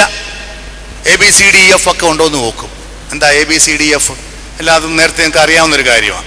ABCDEF ഓടിച്ചങ്ങ് പറയാം. എന്തൊക്കെ നോക്കും വിവാഹാലോചനയ്ക്ക് പോകുമ്പം? ഏജ് നോക്കും, B ബ്യൂട്ടി നോക്കും, പിന്നെ C ക്യാരക്ടർ, ഏകദേശം ഒരു സ്വഭാവം, ആരോടൊക്കെ ഒന്ന് അന്വേഷിച്ചു കൊള്ളാമോ, കുഴപ്പമില്ല. പിന്നെ D ഡവറി, എന്ത് കിട്ടുമെന്ന് നോക്കും. പിന്നെ E എഡ്യൂക്കേഷൻ, പിന്നെ F ഫാമിലി, കുടുംബം ഏതാന്നൊക്കെ ഒന്ന് നോക്കും. പിന്നെ G എന്ന് പറഞ്ഞാൽ, ഇപ്പൊ G എന്ന് പറഞ്ഞാൽ ഗോഡല്ല, പിന്നെ ഗോൾഡാണ്. സ്വർണം എന്തോ കൊടുക്കും. ഇതൊക്കെയല്ലേ നോക്കുവോ? അല്ലാതെ ഇത് ദൈവമയമുള്ള പള്ളിയിൽ പോകുന്ന കൊച്ചാണോ എന്ന് ആരെങ്കിലും നോക്കുവോ? ചിലരൊക്കെ അച്ഛന്മാരോട് വിളിച്ചു ചോദിക്കും, അച്ഛാ ഇന്നടുത്ത് ഒരു ആലോചന വന്നിട്ടുണ്ട്, അച്ഛനാണല്ലോ ആ പള്ളിയിൽ ഇരിക്കുന്നത്, അത് പള്ളിയിലൊക്കെ കയറുന്നതാണോ? ചിലർ ചോദിക്കാറുണ്ട്, രഹസ്യമായിട്ടെങ്കിലും പറഞ്ഞു കൊടുക്കാറുമുണ്ട്. പറഞ്ഞു മനസ്സിലായോ? കള്ളം പറയുന്നത് ശരിയല്ലല്ലോ. പിന്നെ വിവാഹം മുടക്കി എന്നൊക്കെ ചിലപ്പം മനസ്സുകൊണ്ട് തോന്നിക്കാം, അവരെങ്ങാനും പറഞ്ഞ, ഇല്ലെങ്കിൽ അറിയത്തില്ല കേട്ടോ. നല്ലതാണെങ്കിൽ പറയും, ഒരു കുഴപ്പമില്ല, ധൈര്യമായിട്ട് കെട്ടിക്കോളാൻ പറയും. അല്ലെങ്കിൽ അവനെ ധൈര്യമായിട്ട് എടുത്തോളാൻ പറയും, ഒരു കുഴപ്പമില്ല, ഉള്ളത് പറയണമല്ലോ. ഇല്ലെങ്കിൽ എന്താ കുഴപ്പമെന്നറിയാമോ? അത് ഞങ്ങൾക്ക് അവിടെയും കിടന്ന് ജീവിക്കാൻ പറ്റത്തില്ല. കാരണം എന്താ അറിയാമോ? ഏതെങ്കിലും രീതിയിൽ ഒരു കള്ളം പറഞ്ഞ അവൻ കുഴപ്പക്കാരനാണെങ്കിൽ തന്നെ കുഴപ്പമൊന്നുമില്ല, നടത്തിക്കോ എന്ന് പറഞ്ഞ് അവസാനത്തിൽ ഇതെല്ലാം കഴിഞ്ഞിട്ട് ജീവിതം പരാജയപ്പെട്ട് കഴിയുമ്പോൾ കൊണ്ട് മുമ്പിലിട്ട്, അച്ഛനോട് ഞാൻ അന്നേ ചോദിച്ചേ അല്ലയോ ഇത്, അച്ഛൻ എന്താ പറഞ്ഞേ? കുറ്റം സകലതും പിന്നെ എവിടെയാകും? വല്ല ആലോചനയും നല്ല ആലോചനയൊക്കെ പറഞ്ഞു കൊടുക്കും. ചിലപ്പം കഷ്ടകാലത്തിന് ഇവൻ ചെന്നിട്ട് ഇത് ചിലപ്പോൾ പ്രശ്നമായി കഴിഞ്ഞാൽ പറയും, ഇതാ കത്തനാരെൻ്റെ തലയിൽ കയറ്റി വെച്ചതാന്ന് പറയും. എന്നാ കുഞ്ഞുങ്ങൾ രണ്ടുപേരും സന്തോഷമാണ് ജീവിക്കുന്നോട്ടെ, അത് ഞാൻ എൻ്റെ കൊച്ചൻ്റെ ഭാഗ്യമായിട്ട്. അന്നേരം പറയത്തില്ല, ആ കത്തനാരച്ഛൻ പറഞ്ഞതുകൊണ്ട് ഞങ്ങൾ ഇത് നടത്തിയത് എന്തായാലും നന്നായി എന്ന് പറയത്തില്ല.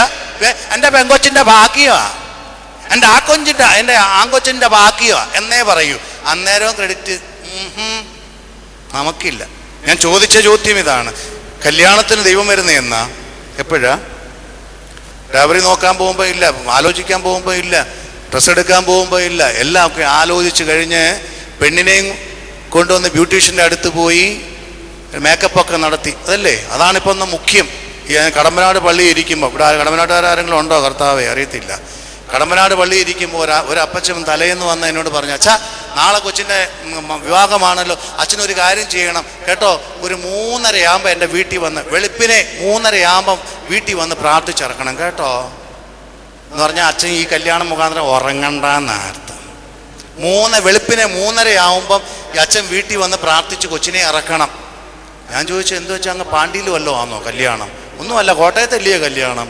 അവസാനം അതല്ല അച്ഛാ, വേറൊരു കാര്യം ഉണ്ടച്ചാ, 6 മണിക്ക് എവളെ തിരുവല്ലയിലുള്ള ഒരു ബ്യൂട്ടീഷ്യൻ്റെ അടുത്ത് എത്തിച്ചോക്കാമെന്ന് ഞാൻ പറഞ്ഞിട്ടുണ്ട് കേട്ടോ.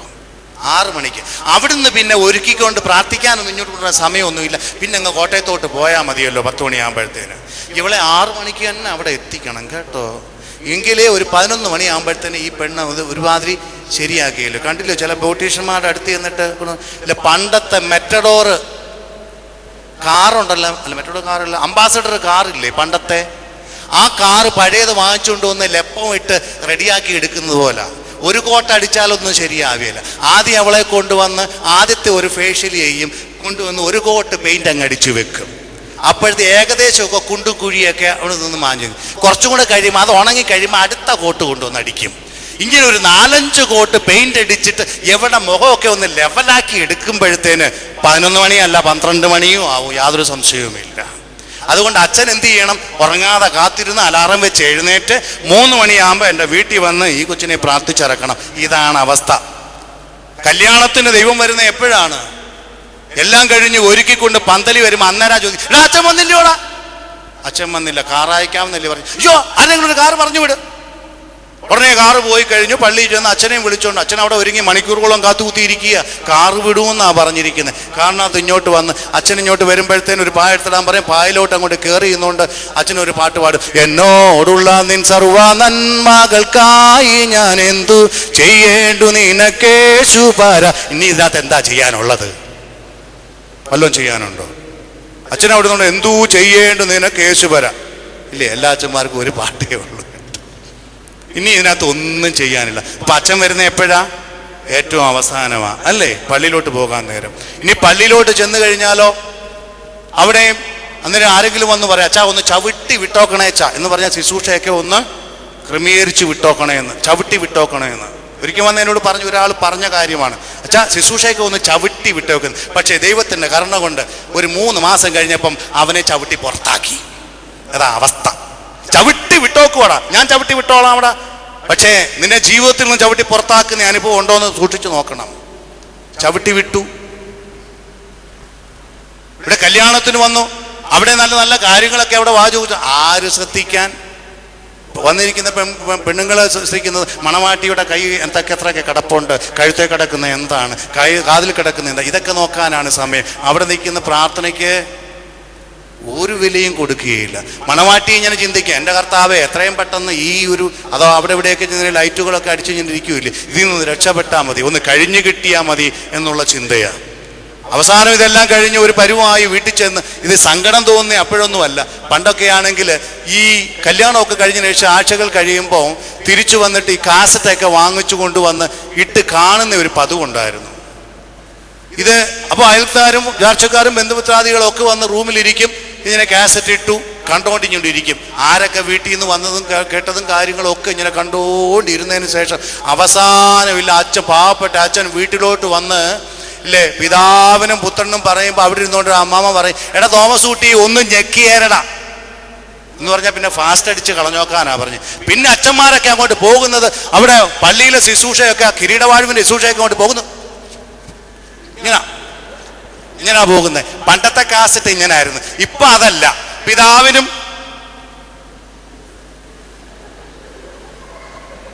തീർന്നു, ചാടിയാ പോകുന്നേ. പണ്ടാണെങ്കിൽ അങ്ങനല്ല, ഇങ്ങനെ എന്താ റിമോട്ട് കൊണ്ട് ഇങ്ങനെ വിടുമ്പോൾ ഇതിങ്ങനെ വലിഞ്ഞ് ആ കാസറ്റ് പോകാറുണ്ട്. ഇപ്പൊ ഡിജിറ്റൽ വന്നതോടുകൂടി ചാടിയ പിതാവിനും തീർന്നു, പിന്നെ തീർന്നു, പിന്നെ തീർന്നു, വീട്ടിൽ പൊക്കോ, അത്രേ ഉള്ളൂ. ഇതൊന്നും ആർക്കും കേൾക്കുകയും വേണ്ട, അവർക്ക് അതിൻ്റെ ആവശ്യവുമില്ല. എന്നാൽ നിന്റെ ജീവിതത്തെ ക്രമീകരിക്കുന്ന, നിന്റെ ജീവിതത്തിന് വേണ്ടതായ കാര്യങ്ങളൊക്കെയും ആ പ്രാർത്ഥനകളൊക്കെയും നീ ഒന്ന് ശ്രദ്ധിച്ചു നിന്ന് കഴിഞ്ഞാൽ വേറെ ഒരു ഉപദേശവും വേണ്ട, നിനക്ക് യാതൊരു ഉപദേശവും വേണ്ട. പക്ഷെ അതൊന്നും വേണ്ട. ജീവിതത്തിന്റെ പ്രാധാന്യമുള്ള കാര്യങ്ങളെ വിട്ടുകളഞ്ഞിട്ട് അപ്രധാന്യങ്ങളായ കാര്യങ്ങളുടെ പുറകെ പോകുന്ന ഒരു ജനതയാണ് നമ്മുടെ മുന്നിലുള്ളത്. പക്ഷെ ഞാൻ ചോദിക്കട്ടെ, നമ്മുടെ മരണസമയത്ത് ദൈവം എപ്പോൾ വരും? കല്യാണത്തിന് ഇതിങ്ങനെ അങ്ങ് പോയി, മരണസമയത്ത് എപ്പോൾ വരും? ചത്ത് കഴിഞ്ഞ ചമഞ്ഞ പിന്നെ കിടക്കാൻ പറ്റൂ? ചമയിച്ചു തന്നെ കിടത്തുന്നേ. മരണസമയത്ത് എപ്പോഴാ ദൈവം വരുന്നേ? മരണസമയത്ത് വരുമ്പം ജീവൻ പോയി ഒന്ന് ഉറപ്പായാൽ ഓടി കുളിപ്പിച്ച് നല്ല വസ്ത്രങ്ങളൊക്കെ ധരിപ്പിച്ച് കിടത്തും, ഇല്ലേ? ഉടനെ പറയും, അച്ഛനെ വിളിക്കടാ, അച്ഛനെ അറിയിക്കുക. അച്ഛൻ എപ്പോൾ വരും? എപ്പോഴും വരും? തുടക്കത്തിലേ വരും. വരുമോ? സന്തോഷവേളയിലാണോ ദൈവം പെട്ടെന്ന് വരുന്നത്, അതോ സന്താപവേളയിലാണോ? എപ്പോഴാണ് ദൈവത്തെ നമുക്ക് ആവശ്യം? നീ സന്തോഷവേളയിലൊക്കെയും നിന്റെ ദൈവത്തെ ദൂരെ കളഞ്ഞിട്ട് സങ്കടവേളകളിൽ മാത്രം നിന്റെ ദൈവത്തെ അന്വേഷിക്കാൻ നിന്നു കഴിഞ്ഞാൽ അപ്പോഴാണ് നിനക്ക് തോന്നുന്നത് ദൈവം അകന്ന് നിൽക്കുന്നതായിട്ട് നിനക്ക് തോന്നുന്നത്. കാരണം ഇന്ന് കഷ്ടതയും പ്രയാസവും ഒന്നും നമുക്ക് ജീവിതത്തിൽ അനുഭവിക്കാൻ ഇഷ്ടമില്ലാത്ത ഒരു അനുഭവമാണ്. കുരിശെന്ന് പറയുന്നത് നമുക്കിന്ന് വേണ്ട. പക്ഷെ സത്യം പറഞ്ഞാൽ എല്ലാം നമുക്ക് കുരിശാ, ആണോ? എല്ലാം നമുക്ക് കുരിശ്. കർത്താവ് പറയുന്നത്, എൻ്റെ കുരിശെടുത്ത് എൻ്റെ പിന്നാലെ വരാത്തവൻ എനിക്ക് കൊള്ളാകുന്നവനല്ല. എൻ്റെ കുരിശെടുത്ത് എൻ്റെ പിന്നാലെ വരാത്തവൻ എനിക്ക് കൊള്ളാവുന്നവനല്ല.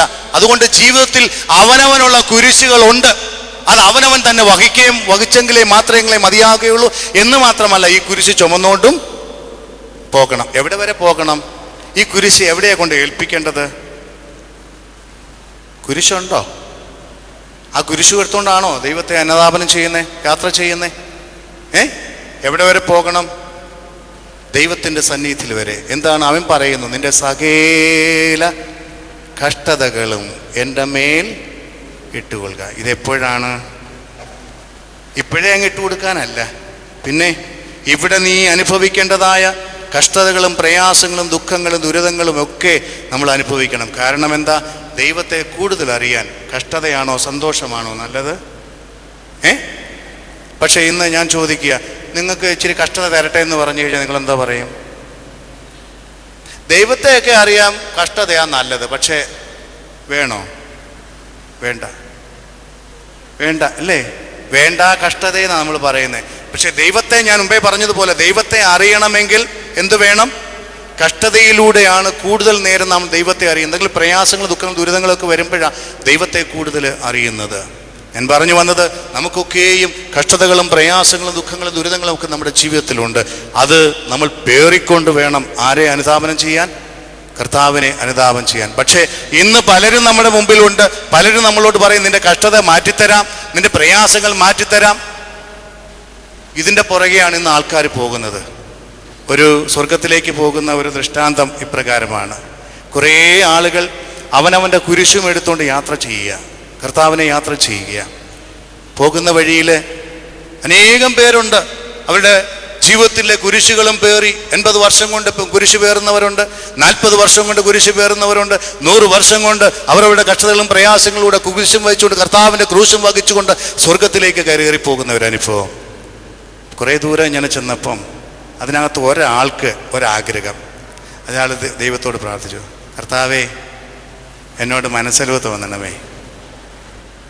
എൻ്റെ ജീവിതത്തിലെ ഈ കുരിശെന്ന് പറയുന്നത് എനിക്ക് അങ്ങോട്ട് വഹിക്കാനേ വയ്യ, ഇതിന് ഭയങ്കര ഭാരം. അതുകൊണ്ട് ദൈവമേ ഒരു കാര്യം ചെയ്യാമോ? എൻ്റെ ഈ കുരിശിൻ്റെ അറ്റം അല്പം ഒന്ന് മുറിച്ചോട്ടെ ഞാൻ. ദൈവം പറഞ്ഞു, നിന്റെ കുരിശ് നീയാണ് വഹിക്കുന്നത്, നിനക്കങ്ങനെ മുറിക്കണമെന്ന് തോന്നിയ നീ മുറിച്ചോ.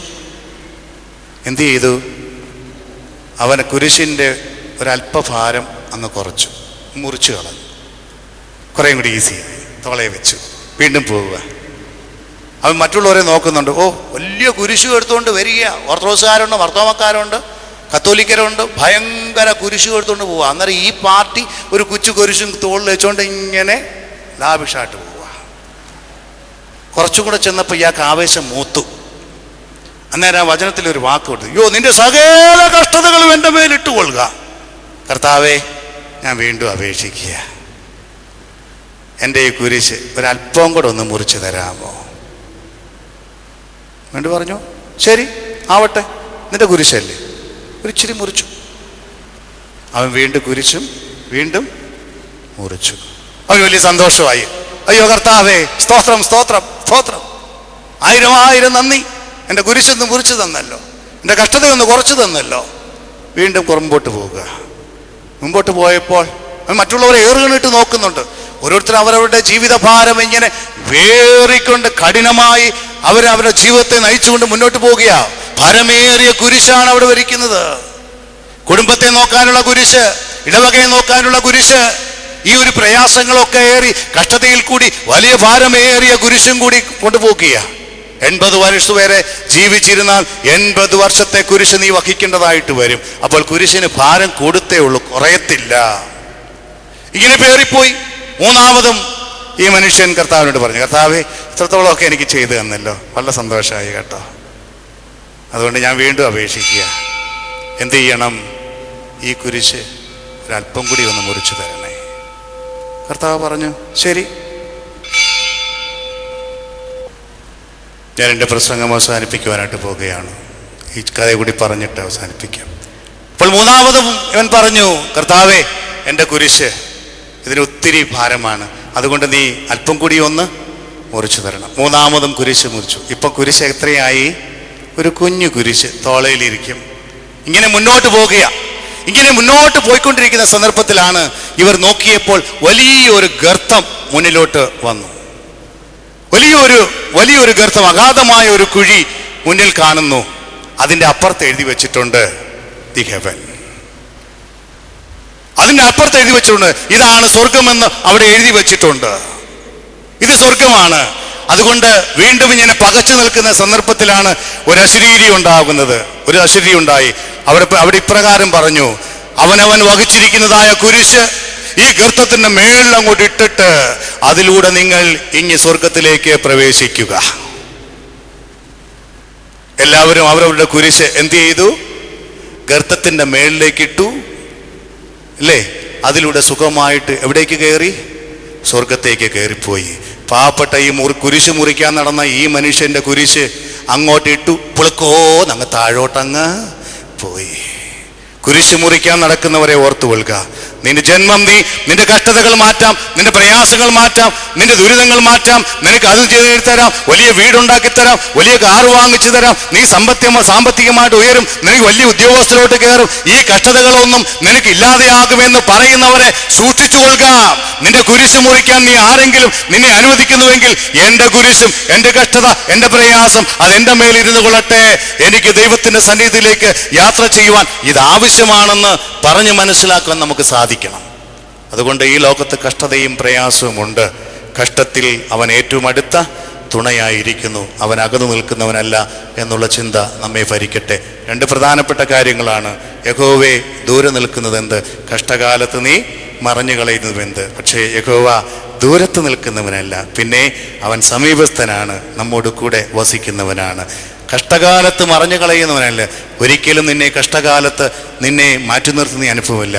നേരെ മറിച്ച് ഈ കഷ്ടങ്ങളിലൂടെ, ഈ പ്രയാസങ്ങളിലൂടെ സ്വർണം ഉലയിലിട്ട് ഉരുക്കി അതിലെ അഴുക്കുകളെ നീക്കം ചെയ്ത് സ്ഫുടം ചെയ്ത് തനി തങ്കമാക്കി നിന്നെ മാറ്റിക്കഴിയുമ്പോൾ അത് ആഭരണമായി നമ്മുടെ കാതുകളിലും നമ്മുടെ അലമാരികളിൽ നമ്മൾ സൂക്ഷിക്കുന്നത് പോലെ വിലയേറിയ മുത്തായി അത് മാറുന്നത് പോലെ കഷ്ടങ്ങളിലൂടെ, പ്രയാസങ്ങളിലൂടെ, എരുതിയിൽ കൂടെ നിന്നെ നയിച്ച് വിലയേറിയ ഒന്നായി, വിലയേറിയവനായി, വിലയുള്ളവളായി മാറ്റുന്നതിന് വേണ്ടി ഈ കഷ്ടതകൾ ജീവിതത്തിൽ നമുക്ക് ആവശ്യമാണ് എന്നുള്ളത് ഓർക്കുക.